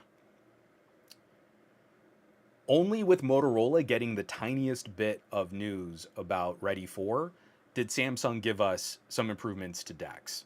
DeX had been stagnant for a couple years because Huawei wasn't making a desktop mode that competed directly against Galaxy phones. But the number 3 manufacturer in the United States got a teeny little bit of buzz. So if you like Samsung DeX, you owe Motorola a huge thank you. Like, go buy nice stationery, dear Motorola, thank you for making a great product because it finally convinced Samsung to bring us some basic improvements to DeX. Love, Samsung fan. That's what needs to happen. Again, if Samsung loses sales to the iPhone, your next Galaxy is going to be more like the iPhone. That's what's going to happen. If Samsung loses sales to Sony, Xiaomi, Vivo, Motorola, iQOO, Honor, if Google, the Pixel, then Samsung will look at the features on those models and say, okay, well, what can we do better and how can we compete there?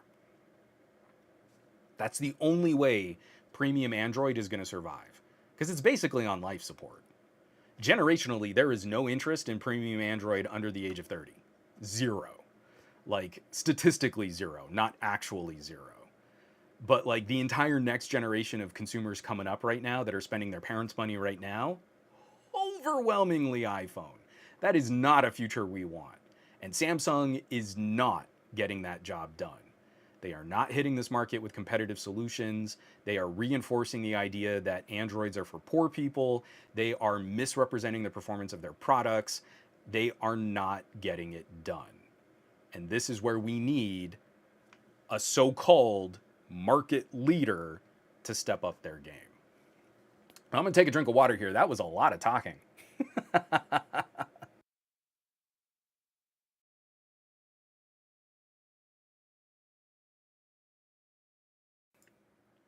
Amen, Jermaine. That's why we needed Huawei. They made Samsung truly sweat. I mean, like, man, that glory day right around the Mate 10 Pro. I mean, it was looking real healthy. But I mean, again, it's why we also need to point out, like, if you say you want like the most photographic look for a camera, you can't sit there and pump up Samsung. It's really good.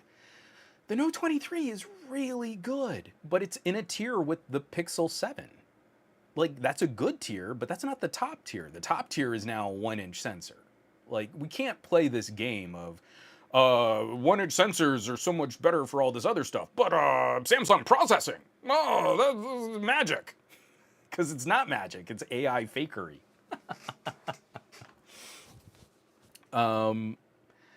Bray Gray, I wish this were true, but I'm almost positive it won't be. Teen brains are still developing. They'll come around to Android, LOL. So she doesn't watch this podcast, but one of my daughter's friends' moms is a green bubble bullier. Anytime there's a parent group chat and a green bubble pops up, she immediately has to comment on it. Oh, I guess I just can't send photos and videos to the Android in this group chat. Oh no, there's an Android in this group chat. Oh no. And she'll leave like really passive aggressive, negative reactions. And it's funny because she gets so-and-so loved an image, but Android users actually get the little emoji replies. Like, she doesn't even know that she has the worst experience. That Apple forcing her to use SMS on this and not RCS, that she's the one who's inconvenienced. But no, but it would just be easier if all the parents on this group chat had iPhones. She has 3 kids. Guess how those 3 kids are going to be raised. Bray Gray, we're doomed. If you're an Android fan right now, live it up right now. We are post the peak of the most exciting bleeding edge international phones, and I think it's downhill from here. I think we're watching all of the super expensive ultra phones and pro phones are being stuck in China.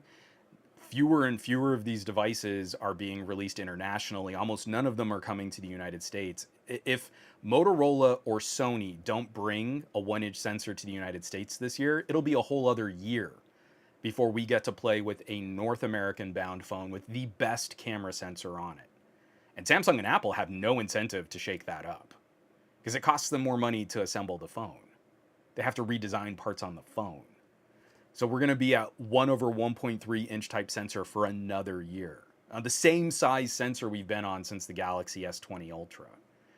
So we're kind of doomed. If you're a fan of premium Android, expect that the future is going to be real dark moving forward. Now, the cool thing about Android is we're going to have incredible experiences in the $300 to $500 range. Those phones are going to be monsters. A Pixel 7a, the Pocos, a mid-spec Motorola.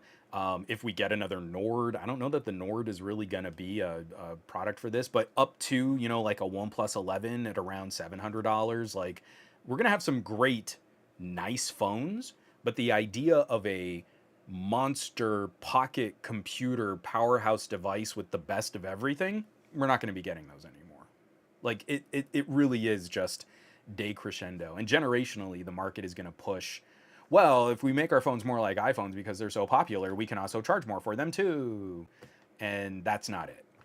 That's never going to work. And premium Android, Galaxy phones peaked with the Galaxy S10.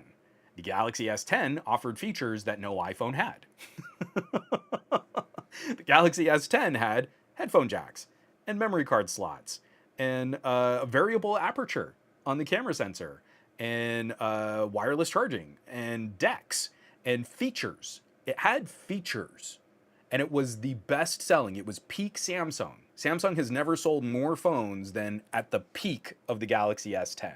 And every year that they make their phones more like the iPhone, it just reinforces why people should just go ahead and buy an iPhone, which contributes to green bubble bullying. And now parents are teaching their kids that kind of label awareness, that kind of brand awareness, and they're also bullying other parents. So no, we're pretty much done. Like love the phones that are coming out now, because I am not confident that they're going to get better. I'm confident we're going to see a rush to the areas where Apple can't sell. Apple has miserable sales below $500. The average selling price of an iPhone is over $800. We have failed as tech educators that a good phone is an $800 plus experience. So many of your family and friends are hurt by needing to buy increasingly expensive iPhones and having no recourse or competition in that space. And they think an $800-ish phone that takes some okay-ish photos and does my social media and gets good battery life is a reasonable purchase. For a phone that's roughly in the same kind of experience as like a Pixel 6a. It's built a little bit nicer and it has wireless charging. And otherwise, a Pixel 6a goes toe-to-toe at half the price. That's where we're at. And that's where we're kind of burned. And again, I'm going to point to Samsung, especially here in North America, being the top competitive Android option, not getting it done. They are inspiring no interest in premium Android for the next generation of consumers coming up. If anything, these types of shenanigans erode the confidence of premium Android at a time where these tech bits have gotten really good, and consumers could be excited about this, but they're going to see stories like Moon Zoom and they're going to think it's all fake software, shenanigans, and lies, and miss the real good stuff that's coming out. And it's a bummer. It could be better, but it's not going to be. It's not going to be with generations informing, like new consumers coming up. That's not going to happen.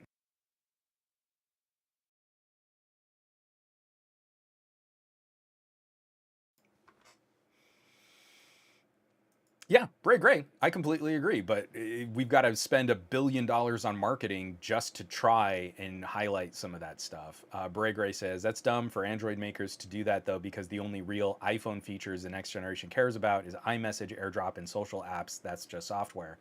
And again, you want to point out Apple breaks standards. I take an awesome photo of a kids event, and it's on my Vivo. I can't send it to any of the iPhones. I have nearby share and I can send it to the other Androids. Even for it being on a Vivo, I could send it over Bluetooth. I could Bluetooth it to a person. I could send it that way directly.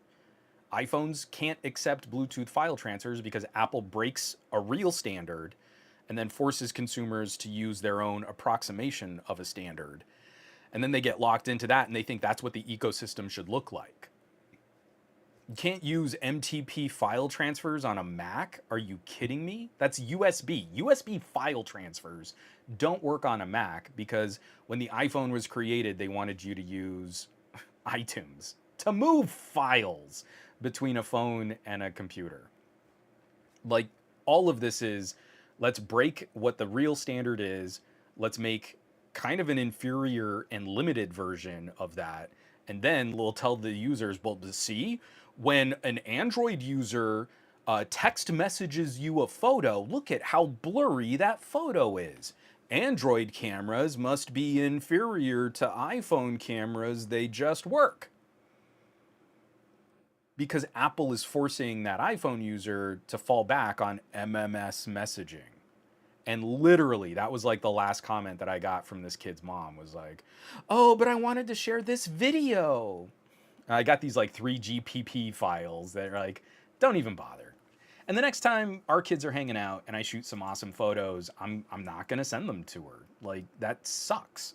And it's already coloring the friend groups and the relationships that my 7-year-old has because their parents can't bother to appreciate how pissy they're being. Like, that's really gross.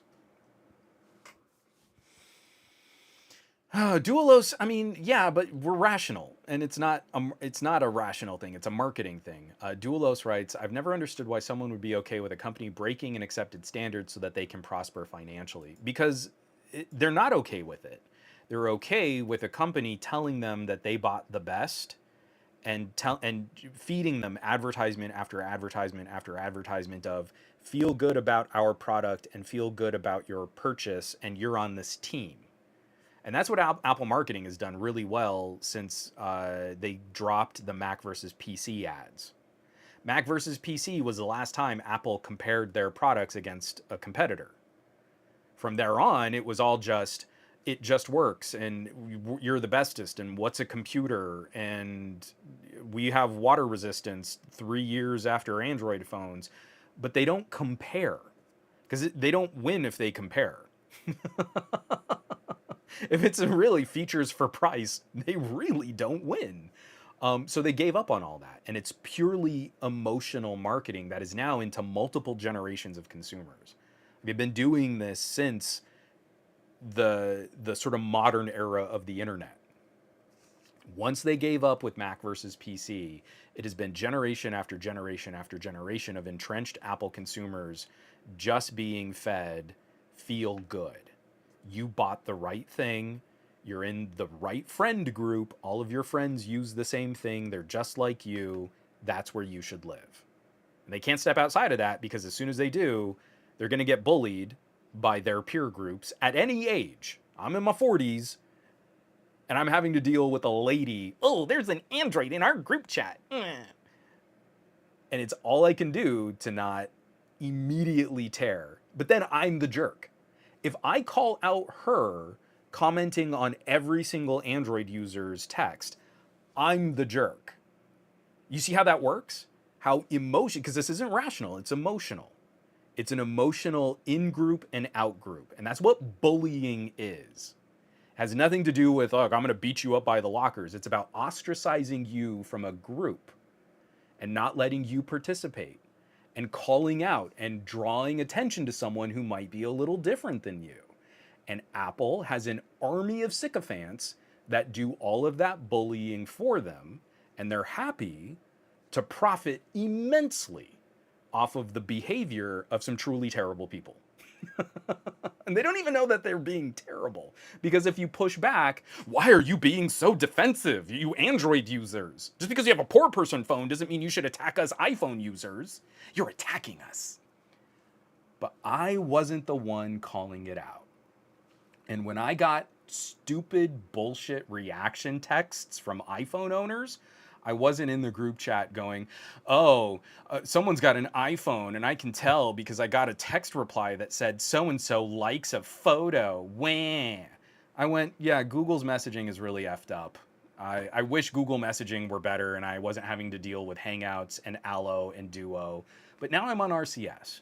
And RCS is demonstrably better than iMessage. It's more secure as a fallback. It doesn't deal with all this MSS shenanigans. It is more secure. Apple is forcing their customers to use less secure messaging because they want them to pay more. And they want those Apple users to bully Android users into buying iPhones. So you get a less secure product experience if anyone is in the group chat. Thanks, Apple. You did it again. It just works. It doesn't do much else. It just works. So dumb. And I hate it so much. But again, like we're stuck with it. We're stuck with this as Lex is going through school. And at some point, Lex is probably going to have to make a decision on what friends she has and what communication she has access to, all because of what phones kids are using. And we'll probably have to cross a bridge where maybe she will end up having to get an iPhone. And that kills me. And that kills me that I'm going to have to make a choice like that for my daughter, not based on the actual merit of the technology or the quality of the gadget that might improve what she wants to do on a mobile, but solely because some jerk in her class is going to call her out on what colored text messages she has. And it makes me want to vomit. If there's ever a reason why you think like, well, why doesn't one review more Apple gear? You know what? That's enough. That's enough right there to never, ever like popularize an Apple product for me. Like to actively work against that kind of marketing. And it sucks because in the United States, the top two companies are the two companies that I feel do the most BS damage to our hobby through marketing. And that's Apple and Samsung.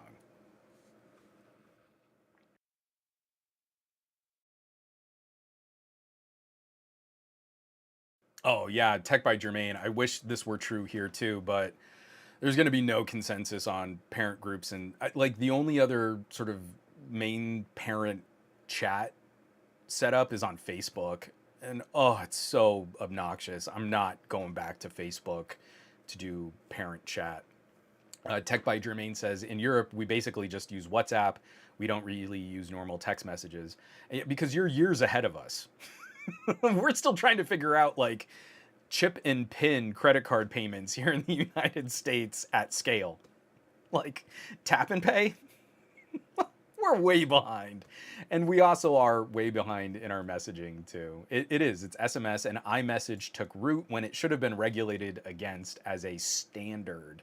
But carriers rolled over for the iPhone because the iPhone was going to be really popular, and it just rooted and it just entrenched itself. And it's bad. It's not a good standard to I mean, by evidence of you can't talk to anyone who doesn't have an iPhone. Immediately, regulators should have said, hey, you know what? That's not a standard. That's an anti-consumer business practice that does harm to the market. But we don't have regulators that can do that.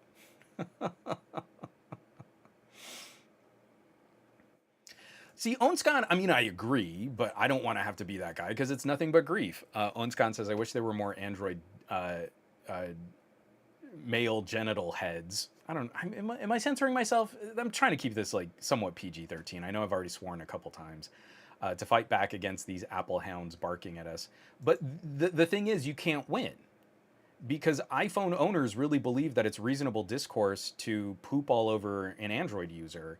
And the second an Android user speaks up, they're the ones who are unreasonable. It is. It's total grade school playground dynamics. The bully is going to pick on the outcast kid. And when the outcast kid fights back, that's when the teachers are going to get involved. And fighting is not allowed. And then both kids are punished because we have zero tolerance. That is the mentality that we are having to deal with for grade school friend groups. That's what this looks like. So it doesn't matter if you've got a bunch of Samsung bullies trying to fight Apple bullies, then it's just bullies. And it doesn't make any of this better. It makes it all worse, and it just makes the losing side look like it's sour grapes. There is no argument for iMessage. RCS is better. You can have iMessage and have it fall back to RCS, and all of this would be fine. But Apple has a vested interest in fueling their collection of bullies to put pressure on social groups, and that's how Apple makes more money. But you won't fight that with other people like barking at them. It won't make it better. It's actually just going to cause the Apple stands to dig in their heels even more, and that's what we don't need. I mean, it's kind of soul crushing to a point. If you're a fan of technology and not just a fan of a specific manufacturer, it breaks your heart, because all of this stuff should be better by now. But we can't get there if we don't have accepted standards that are regulated and enforced by a strong regulatory agency to make sure that no companies really can game the market and create this sort of monopolistic business practice. We need divestiture. We need to break up every single one of these companies at this point. We need to break Google. We need to break Microsoft. We definitely need to break Amazon. I'm on Twitch right now. And Apple needs a significant market correction over their business practices. Like, it's never going to happen. It's not going to happen until there's like a catastrophic failure in the market, and then we, out of the ashes of the old capitalistic market, we rebuild. It's basically just downhill from here. That's my opinion. I've seen no evidence to suggest that through meritocracy and good gadgets and reasonable discourse on social media, other companies will have a fair shake at making good phones and computers for consumers. The second another phone comes out, it's an army of Samsung and iPhone knights that are like, no, but it's not as good. You can't win if you just make a good gadget. You can only win if you impress people over multiple years by spending billions of dollars in marketing to make them feel good about it. And then eventually they'll make money by making videos about those products. And then, wouldn't you know it, my mind's been changed. Surface Pro 1 and 2, garbage. Surface Pro 3, more people are starting to search for Surface Pro videos. Wouldn't you know it, my mind has been changed about the Surface. It's all a game. It's all a game of marketing and YouTube ad revenue.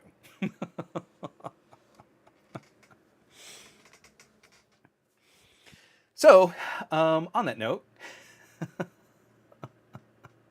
we should probably start wrapping this up. My voice is failing. I'm gonna take another drink of water, and we'll put a pin in it here.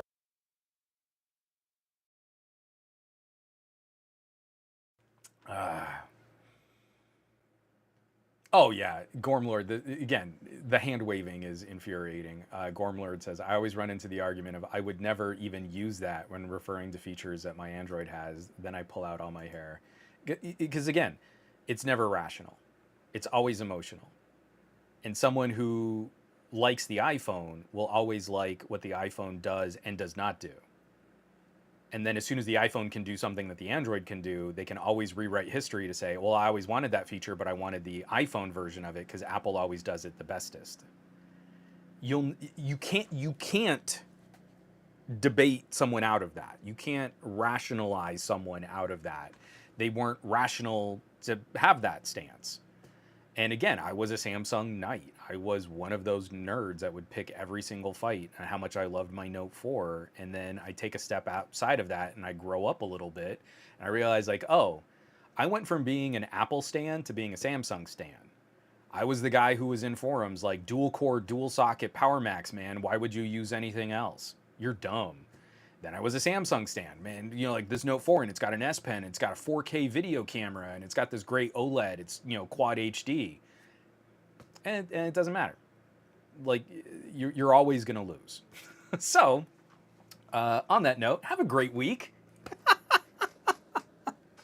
That got it became a little bit of a bummer. I got to be careful. Like, oh, you know, when I share how I really feel about something, it gets kind of dark sometimes.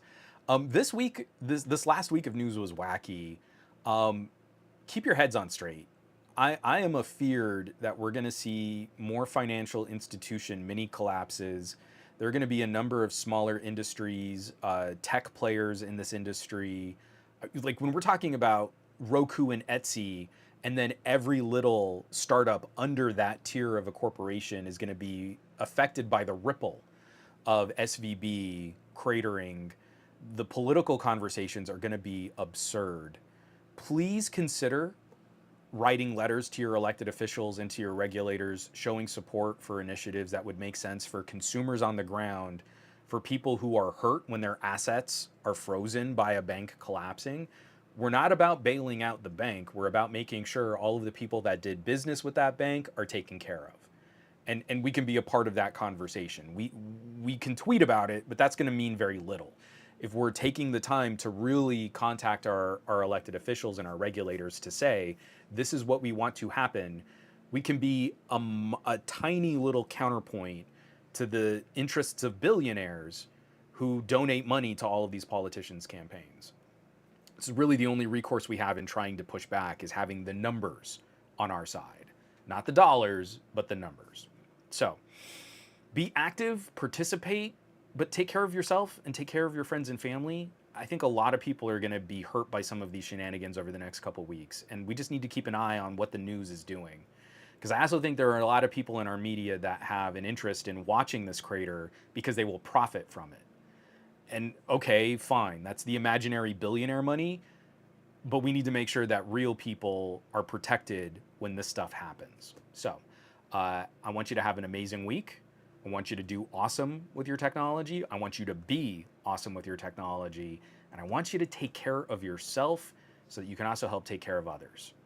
Because it's pretty wild out there right now. I'll catch y'all back here next week for another episode of the SGGQA podcast, the Monday Morning Tech Chat. Be safe, take care. I love y'all, and I'll catch you back.